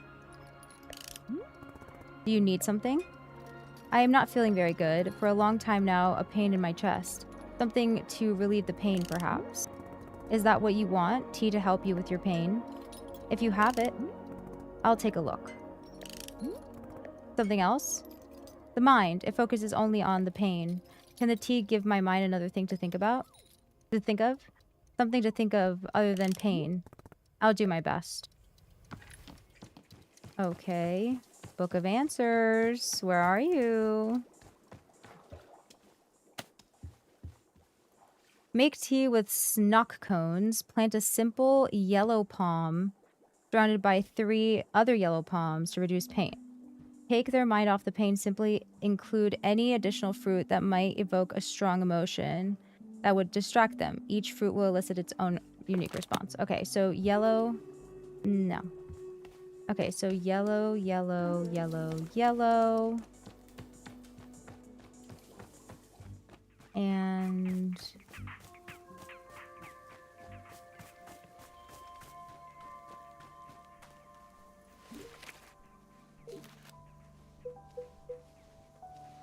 okay. Wait, where is the... No, it's this way.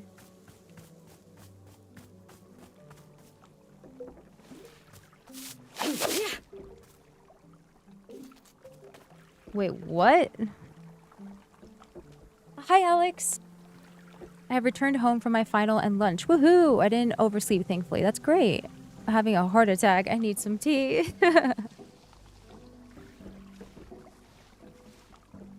Oh, my TA thinks? Okay. Well, I'm glad you think it went well. That's very important.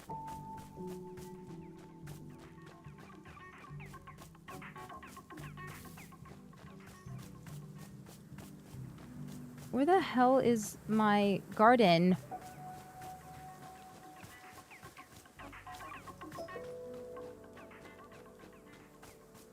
Oh.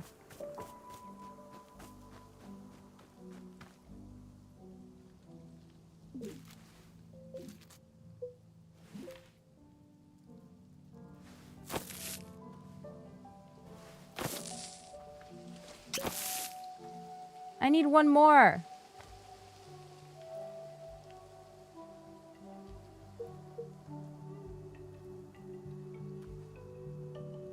How do I pick this up?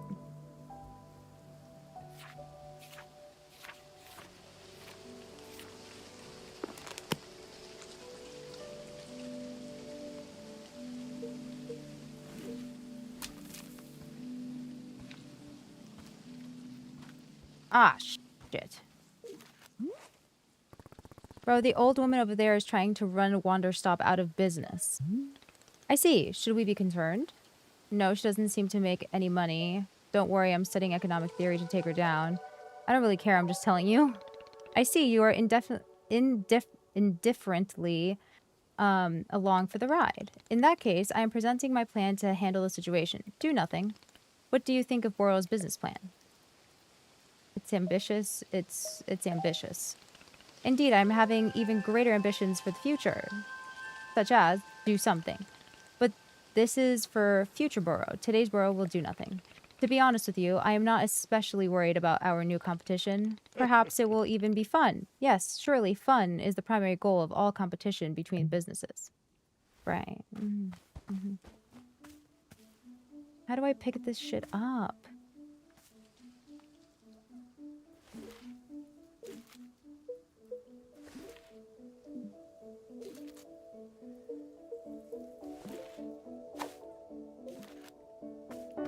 Ugh.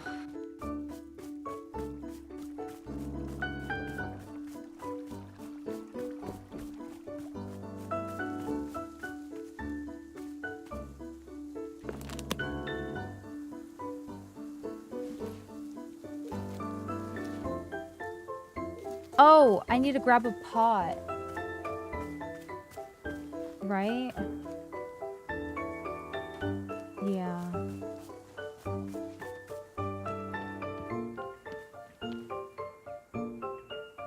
Oh, I need to find a pot.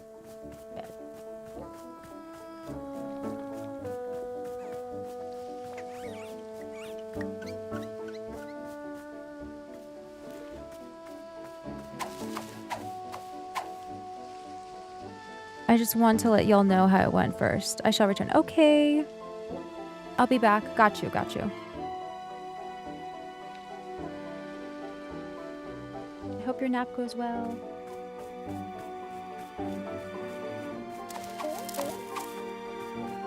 Okay, so that's full already. I need to find a pot I can use.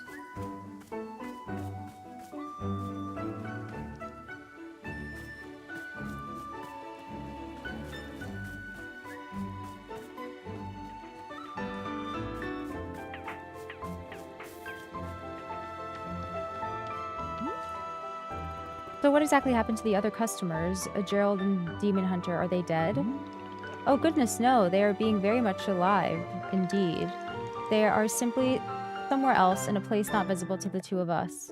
I wonder what Demon Hunter is up to. Do you think Gerald is okay? Miss Alta, I am sorry, but he is on his own path now, a journey all to himself. Like you, Boro is concerned about Gerald's curse, not an easy thing to be dealing with, not at all. We will see him again? I hope so. Will we see him again? I hope so, but it is not being a thing I can predict. And if we do not see him, then we will trust in him to resolve the curse on his own. Is that okay? Can I ask for your patience if our paths do not happen to cross with his again? Sure, I'll live. I'm glad to hear. Thank you so much for your patience, Miss Alta. Okay.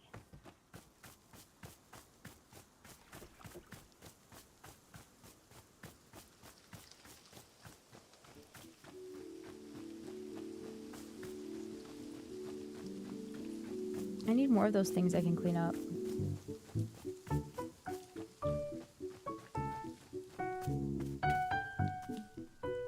My pocket is full. Okay.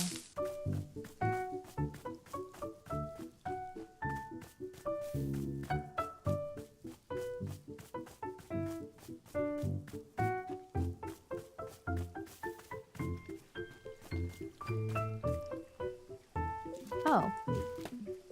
There we go. Got it.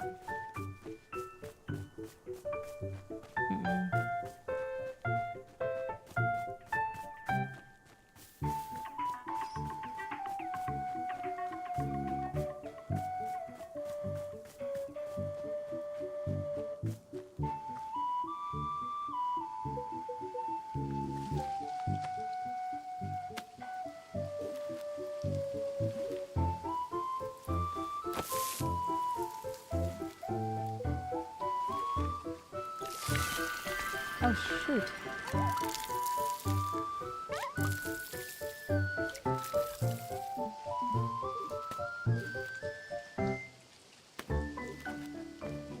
Okay.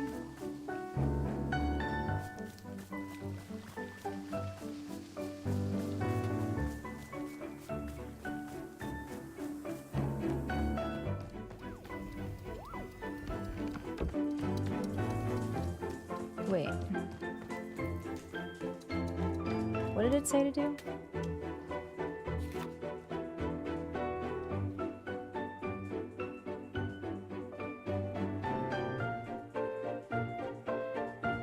Any additional fruit. Okay. Okay, any additional fruit. And I have tea, so that's good.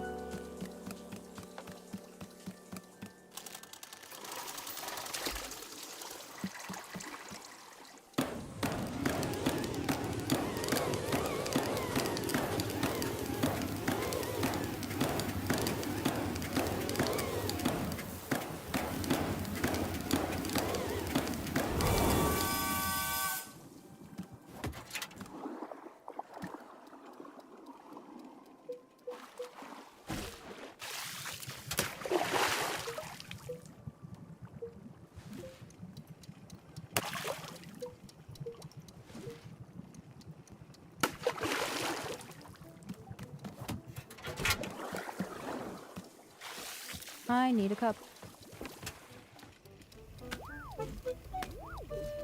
Actually, I need two because I'm going to drink some.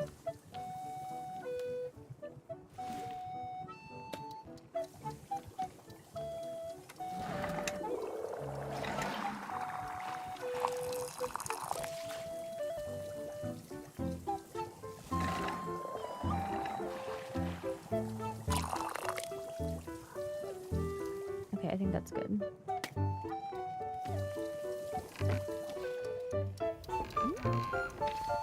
Here you go. Okay.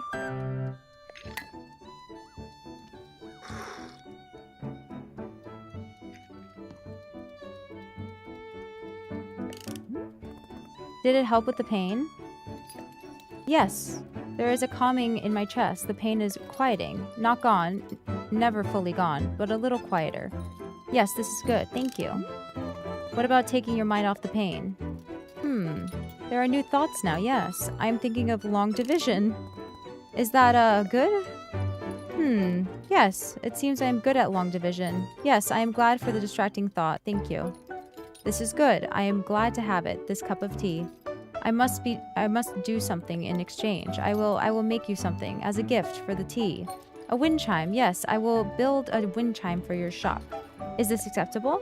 Yes. Okay, it will take a moment. I will return.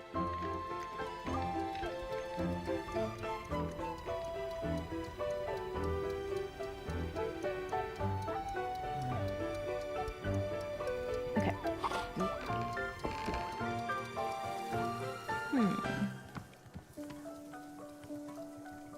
Okay, let's pour myself a cup of tea.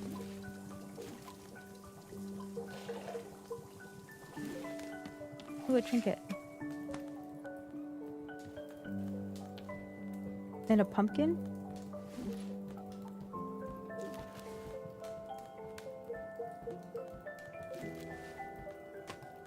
Okay.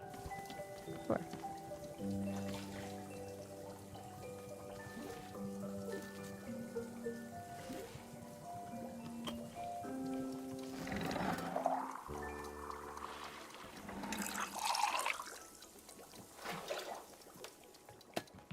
I will take some. And I will be sitting over here, I guess.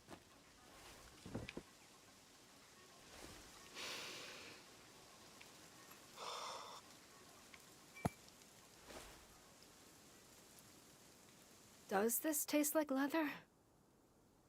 I guess I don't know what leather tastes like. You know, leatherworking was the one single thing my dad was good at. He'd always make people gifts on their birthday. Things like shoes or a handbag or whatever. But it was always a hobby for him. He refused to do it professionally, you know, to take it seriously. And that killed me. Because, come on, this is something you're good at. Or you could be good at, really good. So it was such a waste in my mind. I told him that. Told him it was a waste. And I remember, God, the look he gave me when I said that, of like it said the most demeaning thing to him. I'd never seen him get mad like that before. I wish he'd been like that more often. Mad.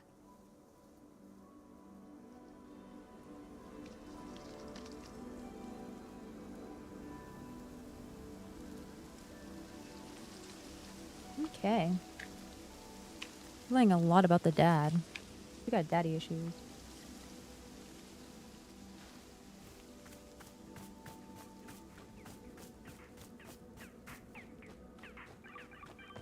Alright, let's go put that in here.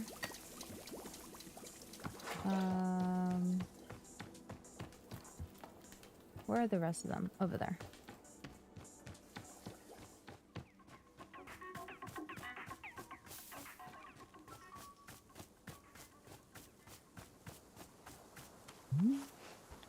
Hello, miss. I am having an idea, if you might indulge me.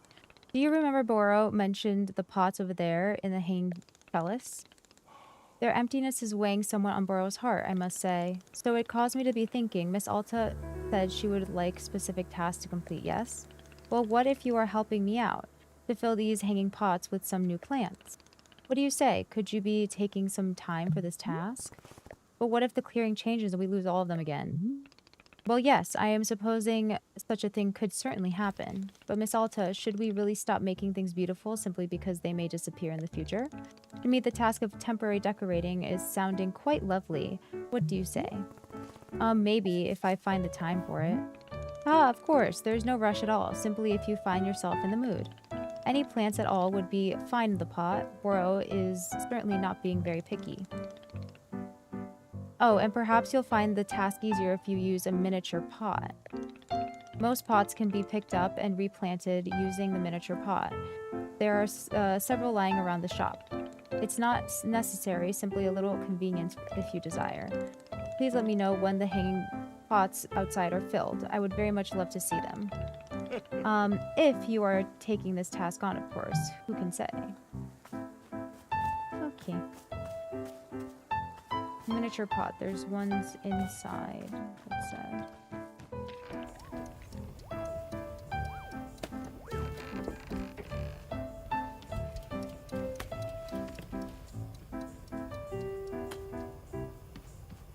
Miniature pots. Like this one?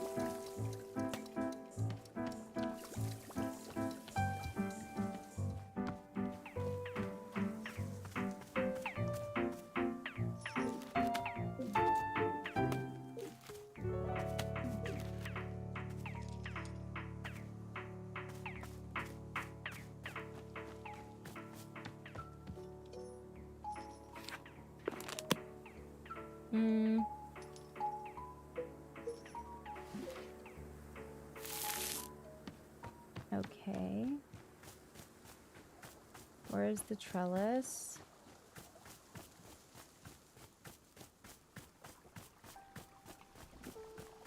It's the garden.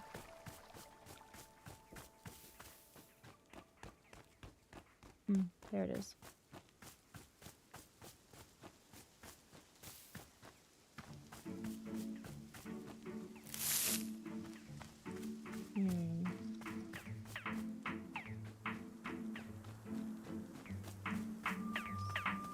Oh, those are glowing.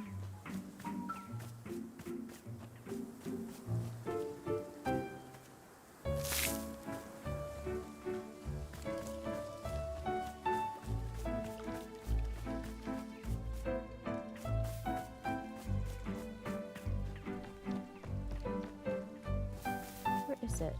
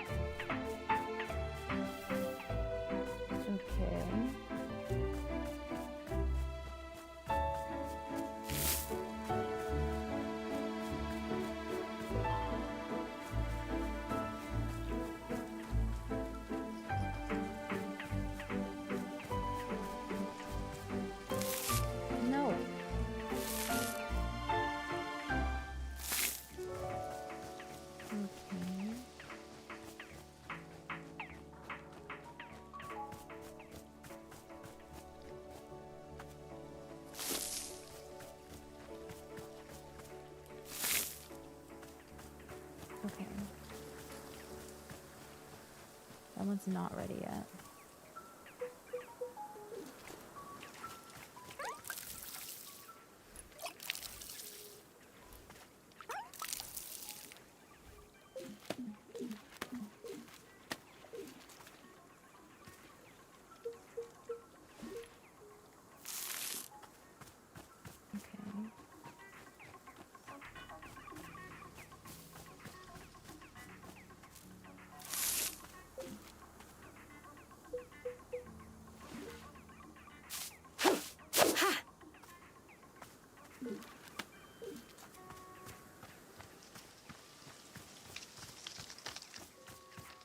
Okie dokie. Next plant?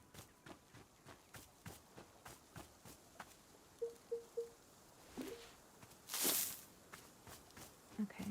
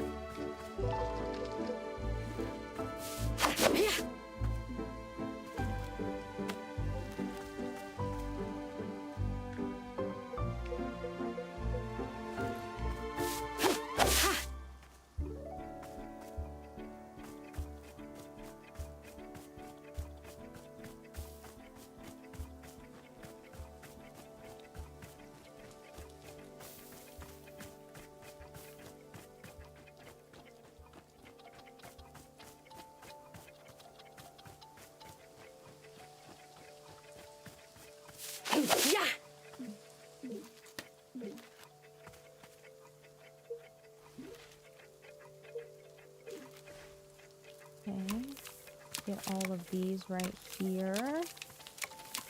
I hope I find something in here.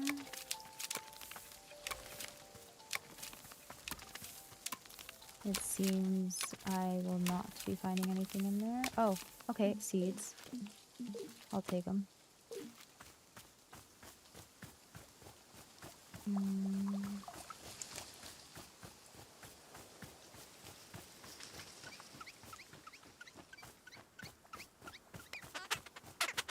Oh, a parcel. Why, thank you.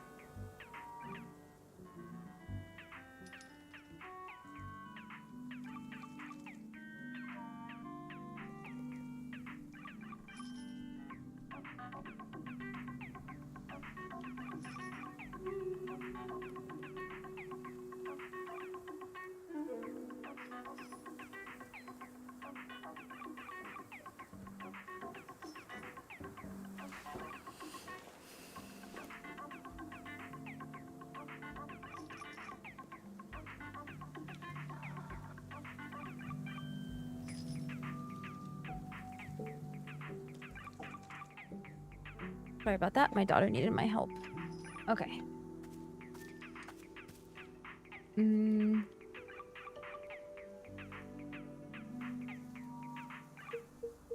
Let's take this. And let's put it over here.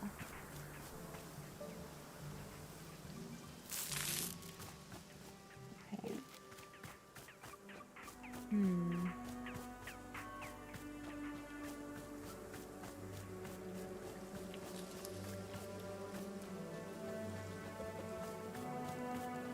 I guess I could take this plant too.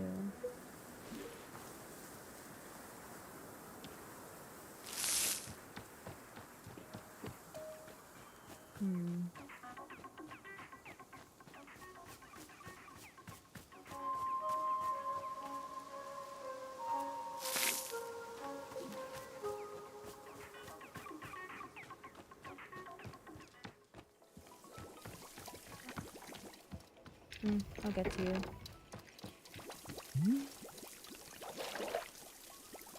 Hello, miss. Is there anything I can be assisting you with? Fill the hanging pots with plants.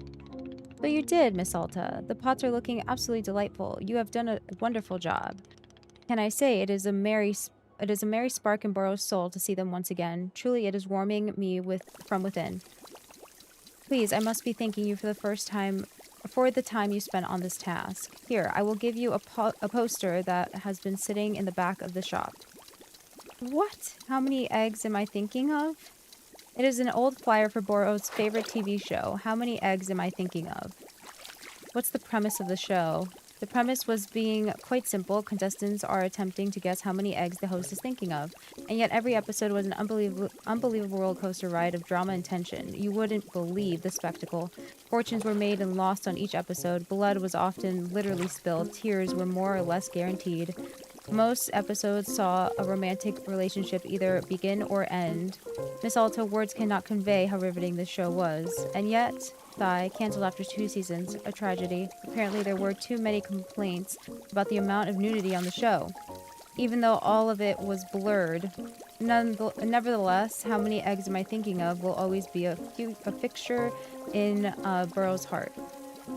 I think you'd have done well on the show. I think you'd have done poorly on the show. How are you supposed to guess the number of eggs a person is thinking of? Spoken like someone who's never watched How Many Eggs Am I Thinking Of? Every contestant was having their own methods, their own schemes. No two approaches were the same. Just when you thought you'd seen every possible way of guessing a number of eggs, bam, something brand new. I can assure you the most forward-thinking innovations in history took place on that stage. But the show is in the past, and now all we have is this lovely poster. Please, won't you take it? I am sure you will find a home for it here in the shop in no time. And thank you again for your help with the pots. Okay. Oh, up there.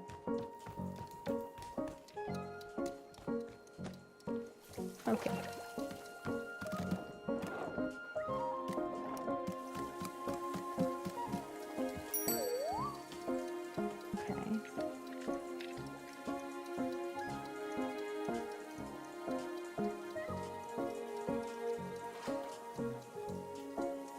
Her dad just wanted to enjoy the peace his hobbies brought him. Not everything needs to be monetized. Exactly. Exactly. Hi, Reese.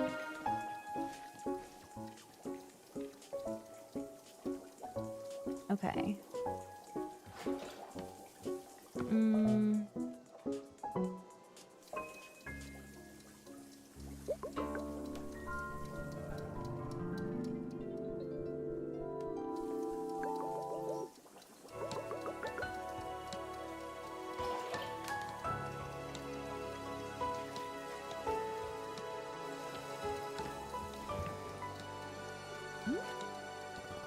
How are you doing?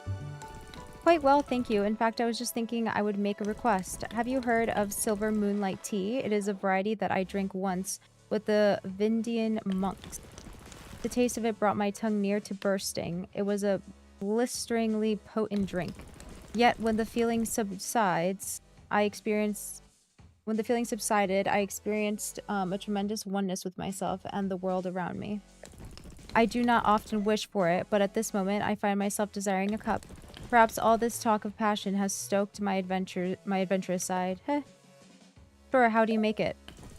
The monks placed 1 messberry, 1 chip, and 1 pell melon, and a mushroom into a pot of hot water. With dried tea leaves, of course. Is that too much to ask? Messberry, chip, pell melon, mushroom. Got it. Thank you, warrior Alta. I guess. Okay, hold on. Time to go make some stuff.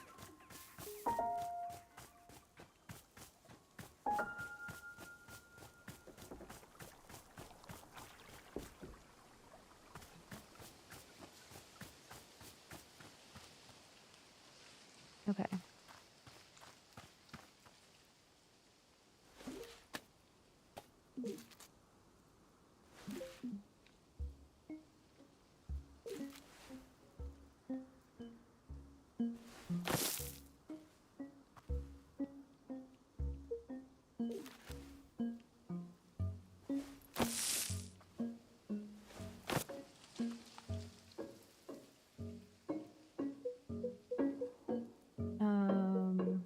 Water.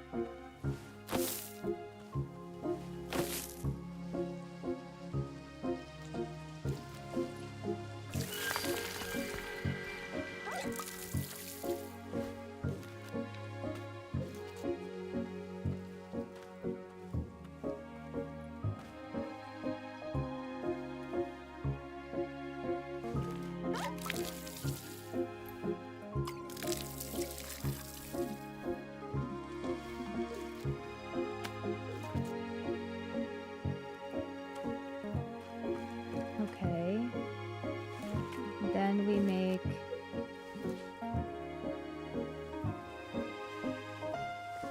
one, two, three.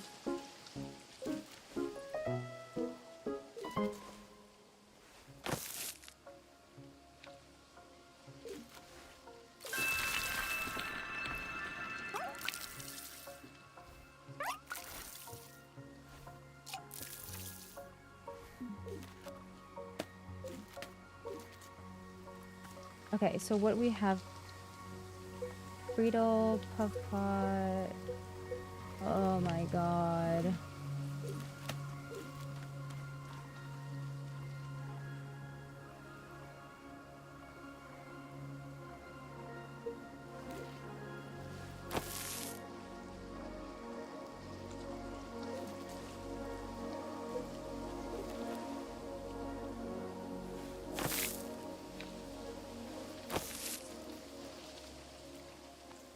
Oh shit, I fucked up.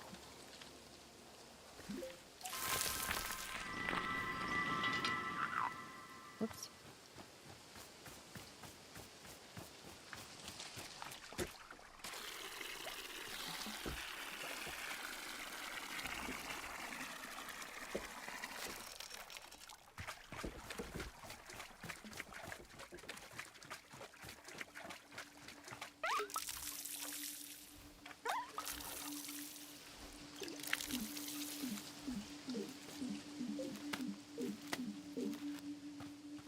Okay, I fucked up there a little bit.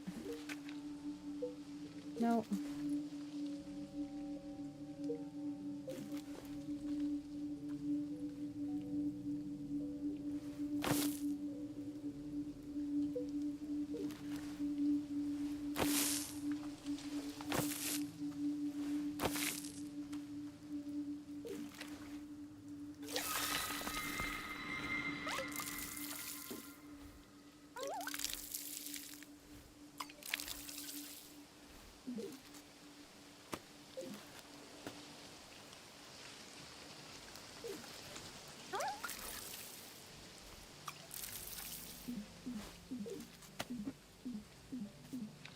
Pockets are full. Okay.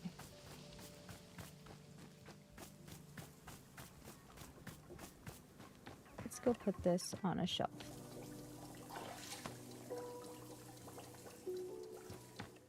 Oh, you know what? Let's go put some other ones on a shelf.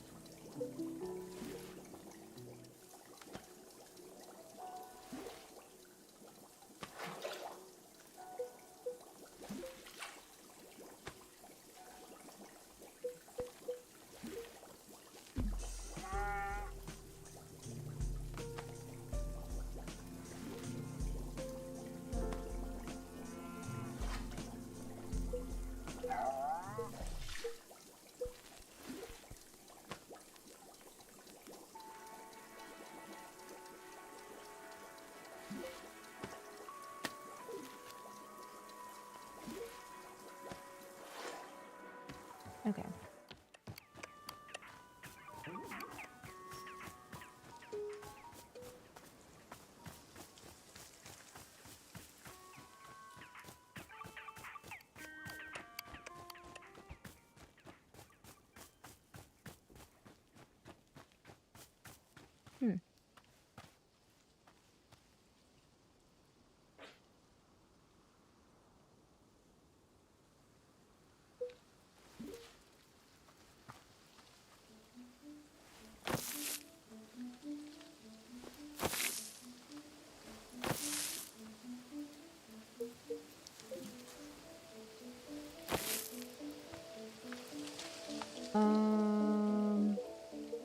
This one.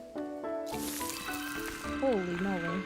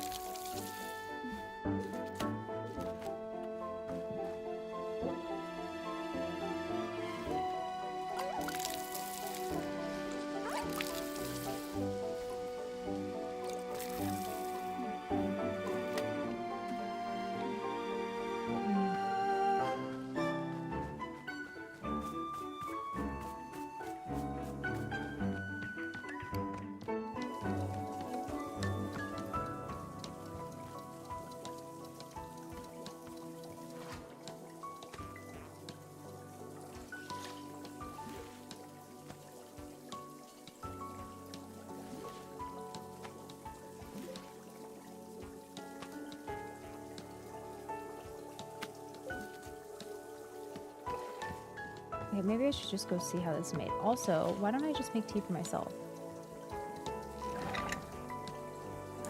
Oops.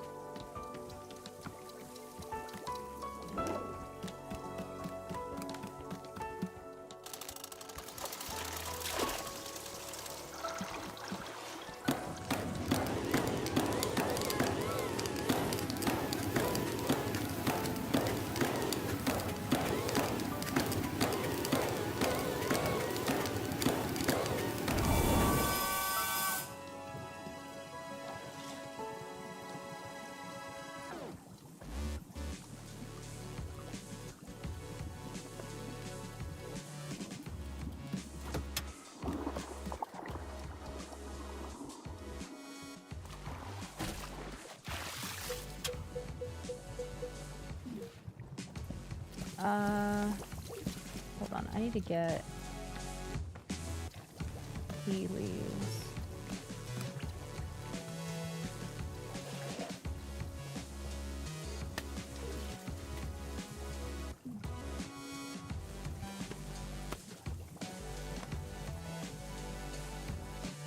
Okay.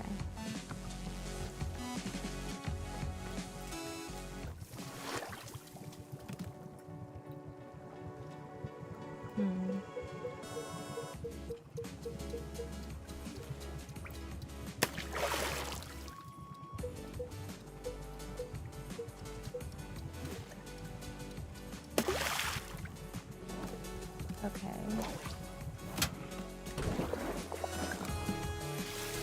And then a cup.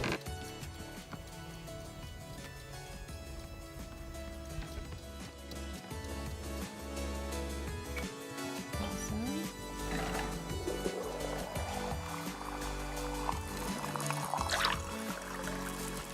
Oopsies.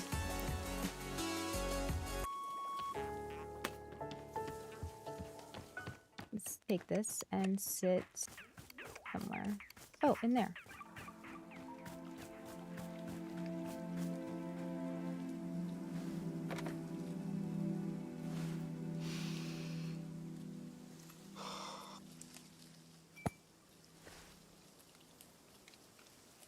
When I was a kid, I ate jerky for breakfast every morning. The reason I did this was because of the neighborhood bully. He was this vicious boy who'd antagonize the other kids relentlessly. Sometimes physically. But he'd also talk us down and make us feel worthless. One time, he beat on another kid so badly he went to the hospital. And all of us knew who'd done it, but we were too afraid to speak. The fear he inspired in me was like nothing I'd ever known. The bully was always eating jerky for some reason. And pretty soon, without my even realizing it, I began to eat jerky for breakfast every single day.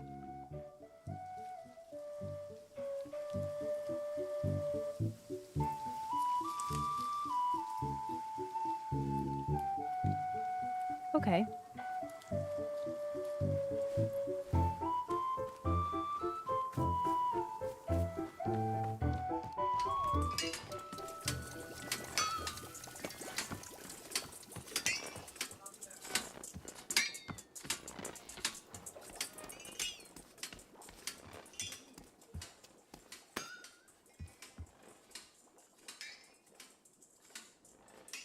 Oh, scattered around the edge of the clearing.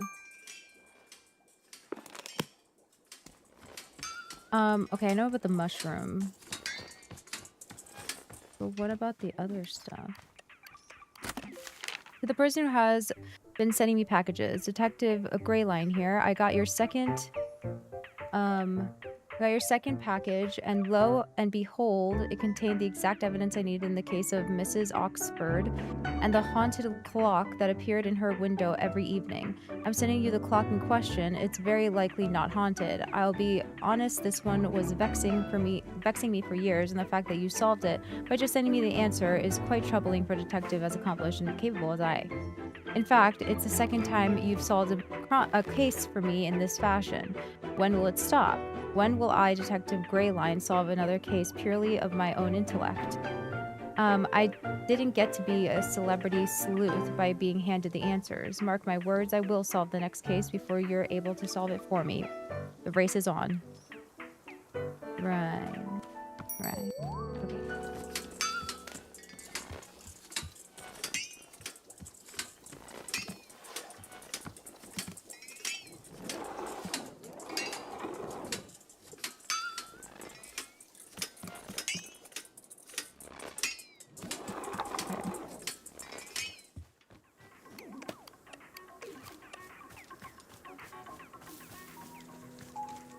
Okay, back to gardening.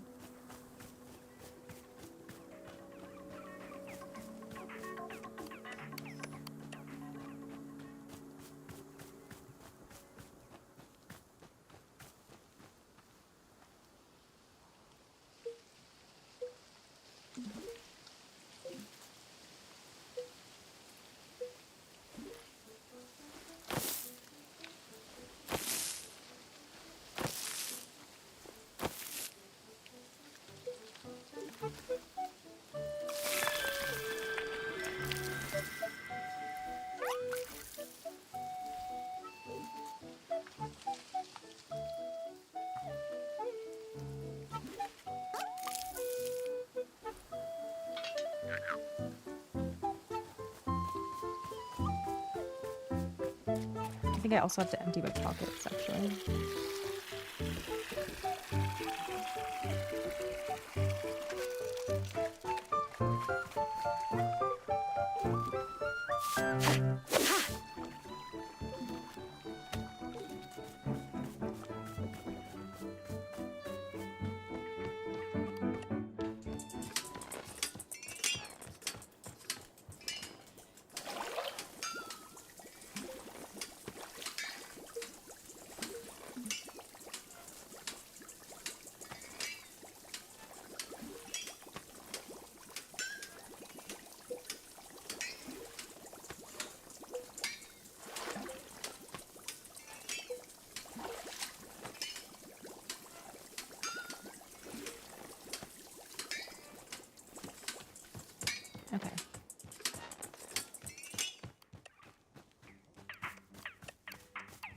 I wish the fruits stacked, like in the inventory.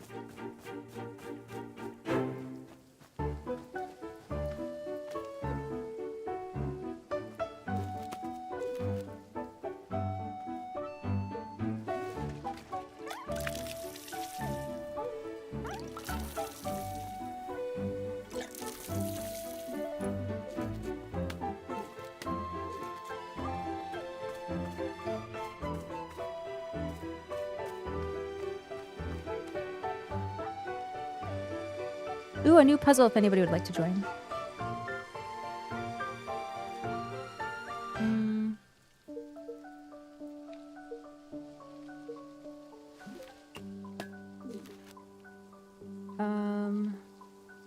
Seeds. Did I try this?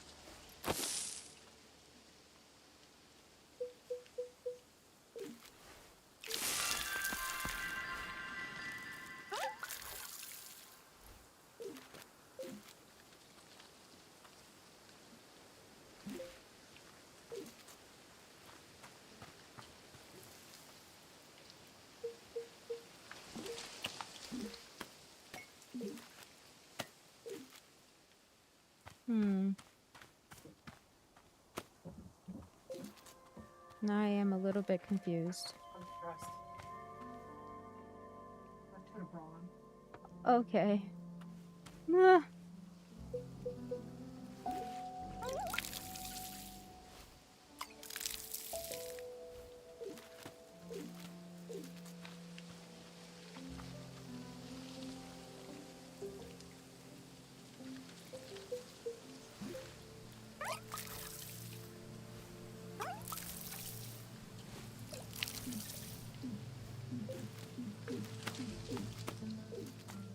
Oh god, how am I supposed to do this now?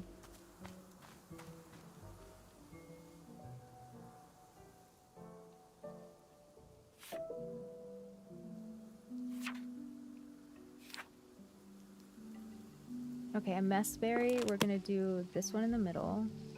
I thought I just did that though. Okay, anyway.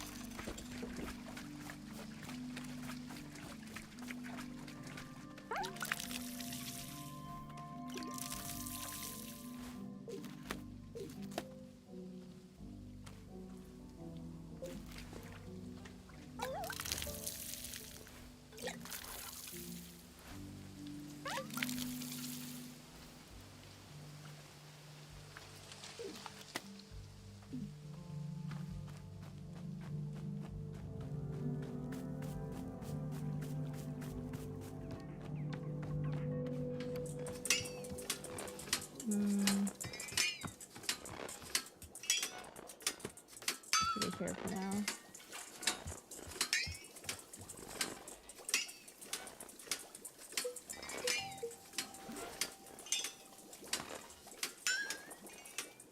Oh.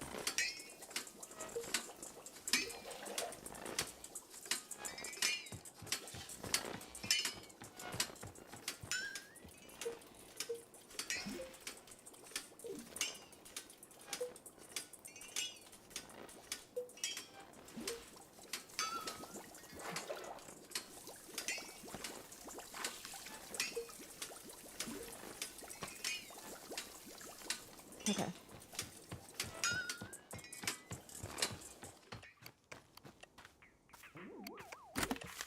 Hello, hello, book lovers. It's Book by Mail Club again. I have to say, it's been a long time since I received such a positive response to a book as with Edge of a Bullet. Y'all really liked it, so let's read another Dirk Warhead, not Warhard novel. This time it's The Fastest Bullet Alive. I hope you like this. I hope you like this it as much as Dirk likes Justice. Later, Gators.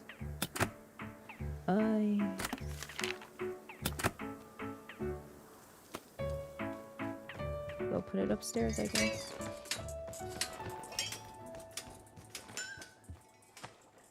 We'll come back and read it.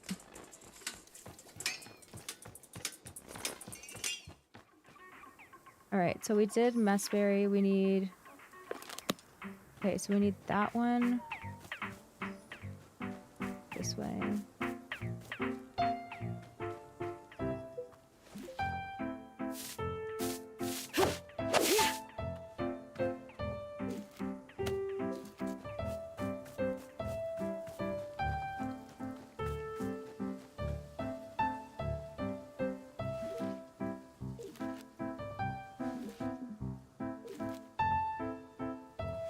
Okay, so this one in the middle, right?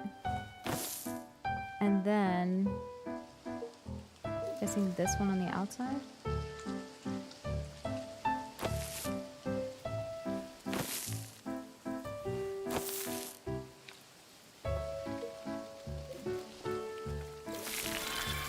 Ooh, this is pretty.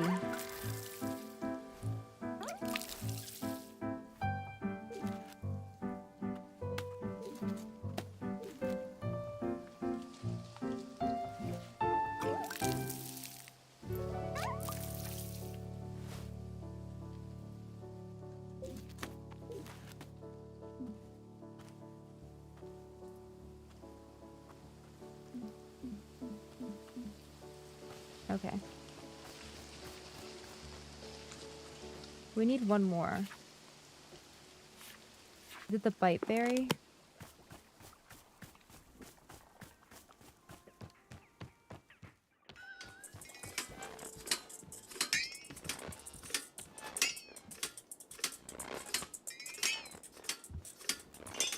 I think it's the bite berry. Hold on.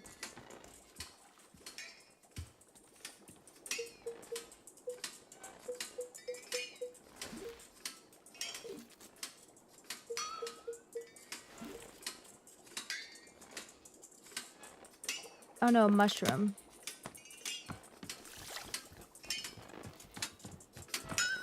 Okay, mushroom, mushroom, mushroom.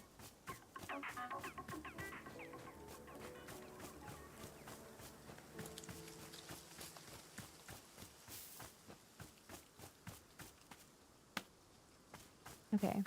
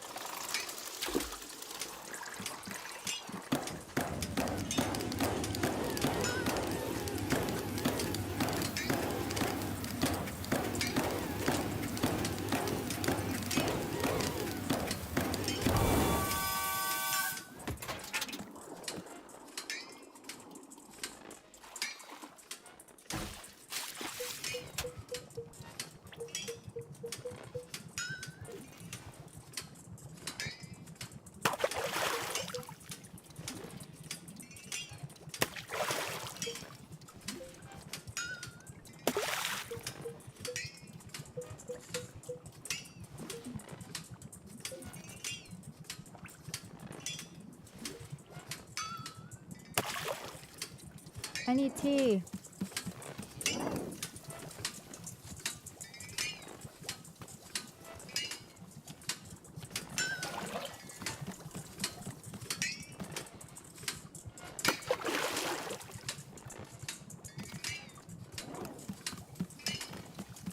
Ooh, I need a cup.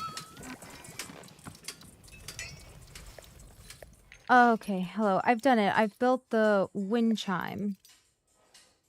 It is there now. It is good. Thanks. Yes. Okay.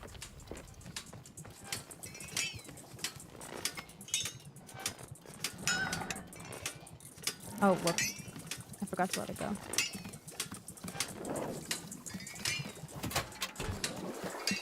Okay.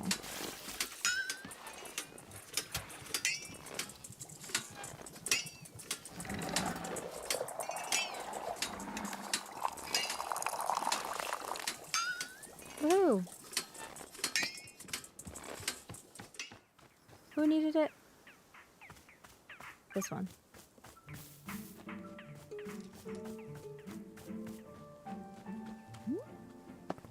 Here it is, silver moonlight tea. Very good. Let's have a taste.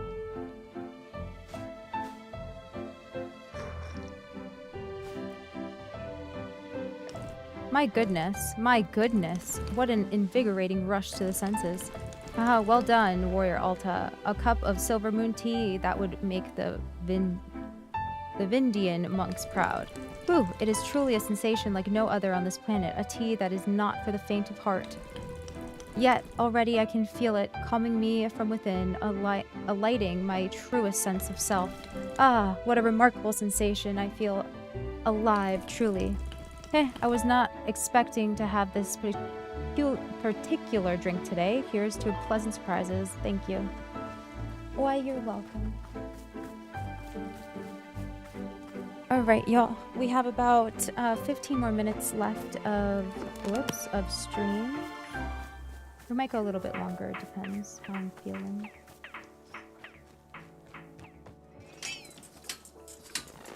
I say we have that little last bit of tea and see how it affects us.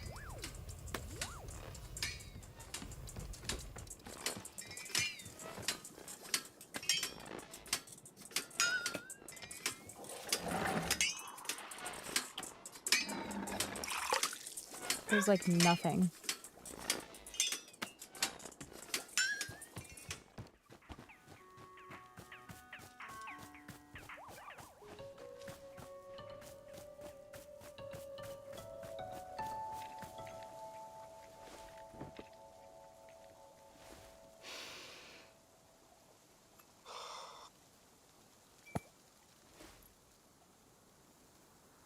Oh my god. What the hell is this? My entire face is on fire. It's almost like I'm gonna vomit. Hang on. Hang on. Ooh, I can't think clearly. My whole brain is like I'm being swallowed by a... Wow. Okay. Ooh, I think it's starting to calm down now. Oh my god. For the love of all that's holy, what on earth did I just drink? Okay, so... when do I get the feeling of being centered and calm? I don't feel anything yet, just... terrible. Is the calmness on its way? Hello? Nothing? I don't feel anything. Well, I feel like magma got poured down my throat. Other than that, I feel nothing. Whew. What a bunch of nonsense.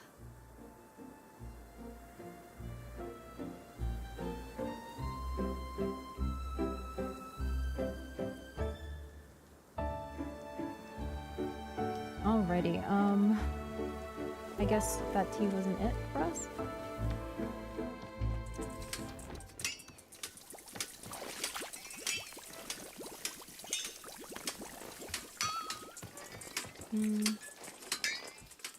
I must leave now. Thank you for the tea. Yes, it was good. Yes, okay, but goodbye. Well, okay, I guess.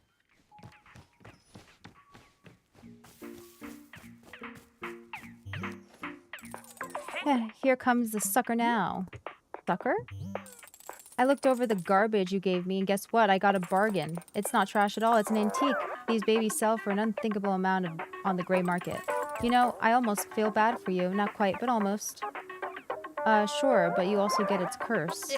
Ha! You think I'll fall for give me back the trash it's cursed again? Nice try, girl. A whole generation of necromancers have already tried that on me. Gotta say, the whole thing has put me in a rare good mood. It's had quite a horrifying effect on me. I'm feeling generous. Yes. So I'll tell you what, you can take one more thing off the counter free of charge. Really? Hey, this ain't an olive branch. It's about your stupidity in not seeing the value of your own property. I feel bad for you. I feel cold, black pity. The way you'd look at a sick animal. Pathetic. This is generous of you. Thanks. Do not say those words. Do not thank me. Just pick a stupid item and get out of here. Okay. I feel like we haven't had something like this. This looks cute. Where should I put this? This looks really cute.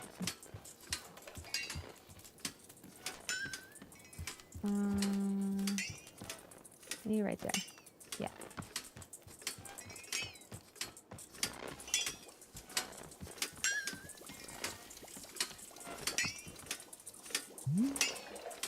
Hello, miss. 𝙒𝘍𝑻 is having a thought, if you might indulge me. When our clearing changed, as you know, all of our plants were lost. But I've noticed that the pictures inside the shop appear to have stayed exactly as they were before. Anything that was inside a picture frame is still there with us now. Therefore, I am thinking that perhaps it would be good to use the camera to build up some photo memories. After all, if we are going to once again lose our work, it would be nice to have something to remember it by. So what if you were filling up our picture frames with some photographs? These might be photographs of anything. 𝙒𝘍𝑻 is not meaning to suggest a particular subject. Is this something of interest to you? Alright, I'll do that. Wonderful. Just a handful of photographs around the shop would feel simply wonderful, I think. Please come see me once you've put some up. I would love to know when you feel it is complete. Actually, I want to take a picture of this person.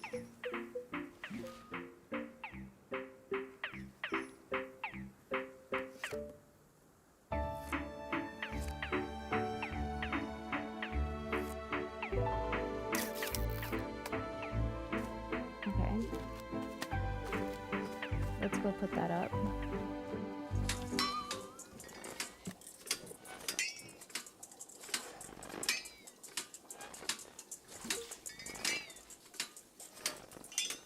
Yes, good, good.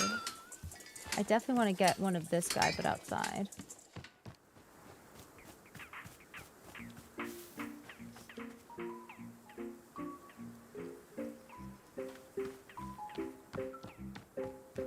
Oop, dirty cup.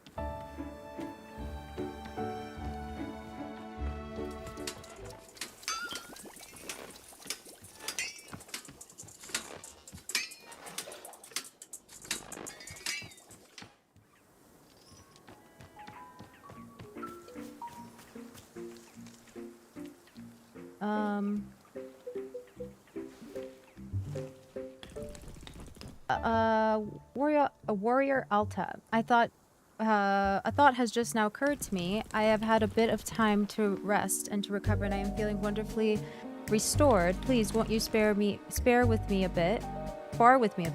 You would do me an incredible honor.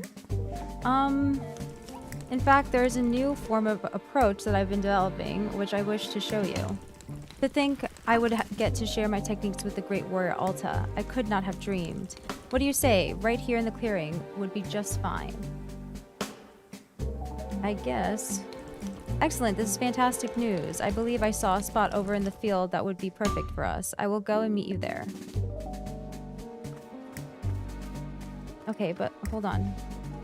Wait, stop moving.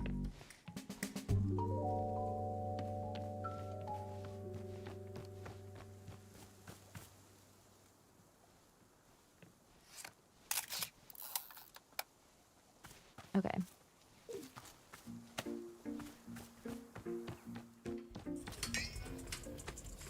Actually, no, not there. There. Door.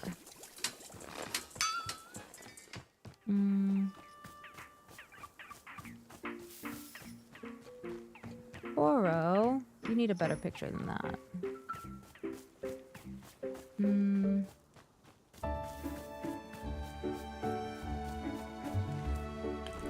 There you are, Warrior Alta. Shall we begin? Ah, how my body and mind, and my mind have longed for this. I will say a brief blessing before we begin. To fight is to bring one's true self to the forefront. Let us meet here as equals to test and to push one another. I will bring my best, truest self as I hope you will too.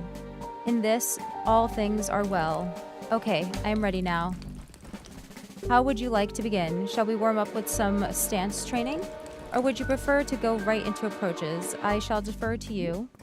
Whoa, whoa, Warrior Alta, are you okay? Yeah, I just, let's start with approaches. I want to see what happens. Very good. I will ready myself and begin at your command. Please speak the word when you wish to commence. Yeah, okay. Is everything okay? I might need to sit down. I'm just a little,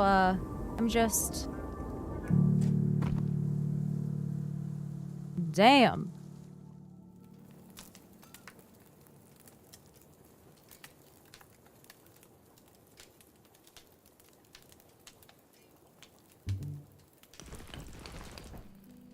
Warrior Alta, I am very glad to see you are coming too. Ow. Please do not worry. You were only unconscious very briefly. Are you feeling okay? Ren, something is wrong with me. I haven't been able to fight or to travel. I keep passing out. I haven't even been able to carry my sword. That's why it's sitting over there on the tree stump. I want to spar with you so badly, but I can't. My body just won't let me. But what is the reason for this malady? What caused it to happen? I don't know. It just started happening. I don't know why. I feel so weak. I feel pathetic. Warrior Alta, you are too modest. You say that you are weak, yet I can see an undeniable passion in your eyes. The fire in your heart, it is indomitable. No matter these current circumstances. No, there is simply a misunderstanding. Your heart is testing you, and you must be brave. My heart has nothing to do with it, Ren. I literally can't lift my sword out of the ground. Do you understand what I'm saying? Yes, I understand. A tremendous setback has crossed your path. But our setbacks define us. We are our truest selves when we are being tested. This is a test of your determination, of your will. You must not give up, no matter the cost. Please, do not give up on the warrior spirit.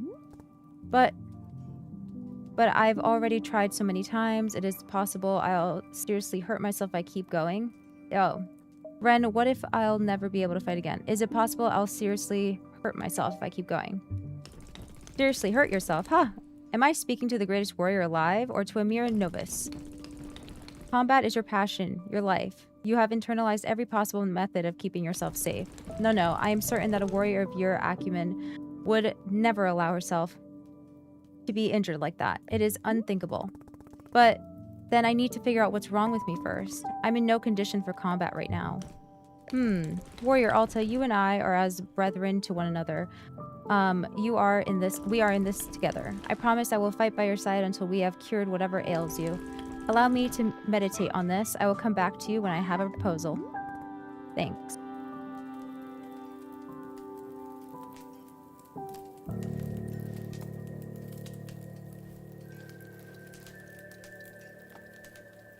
Okie dokes.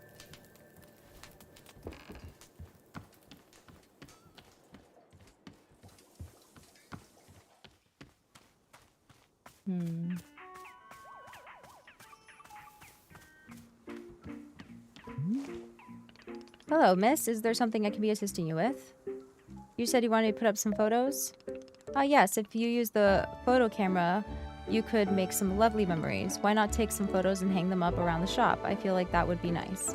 When you've put up a few more photos, please do come see me. Okay, some more.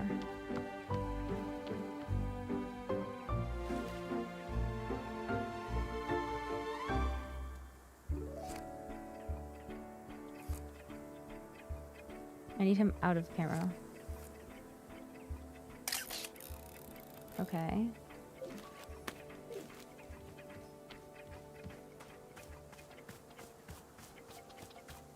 Ooh, I want to take one of these.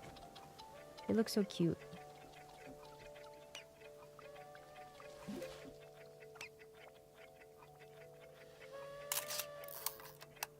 Awesome.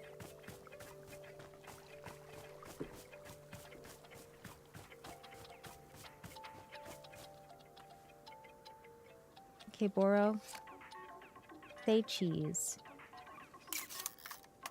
Awesome. Oh, wait.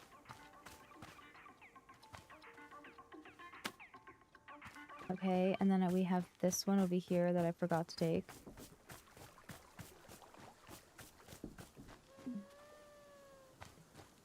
Alright, let's go put Boro up at least.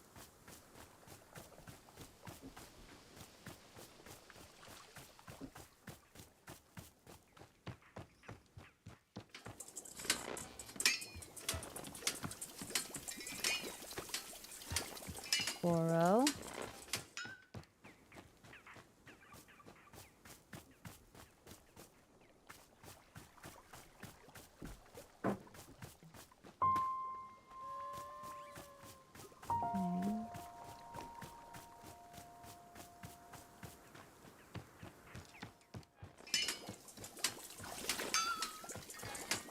Maybe this can go upstairs instead.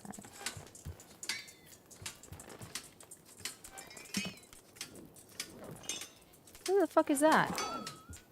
Who the fuck are you?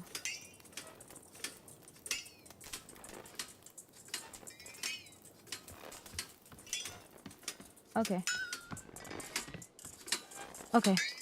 That's for us to figure out next time. Alrighty, y'all. So let's pack it up. So, thank you so much for joining me for this indie game highlight. I truly appreciate it, and I really like this game. I can't wait to keep playing it next week. It'll be either Thursday or Friday that we play this game again.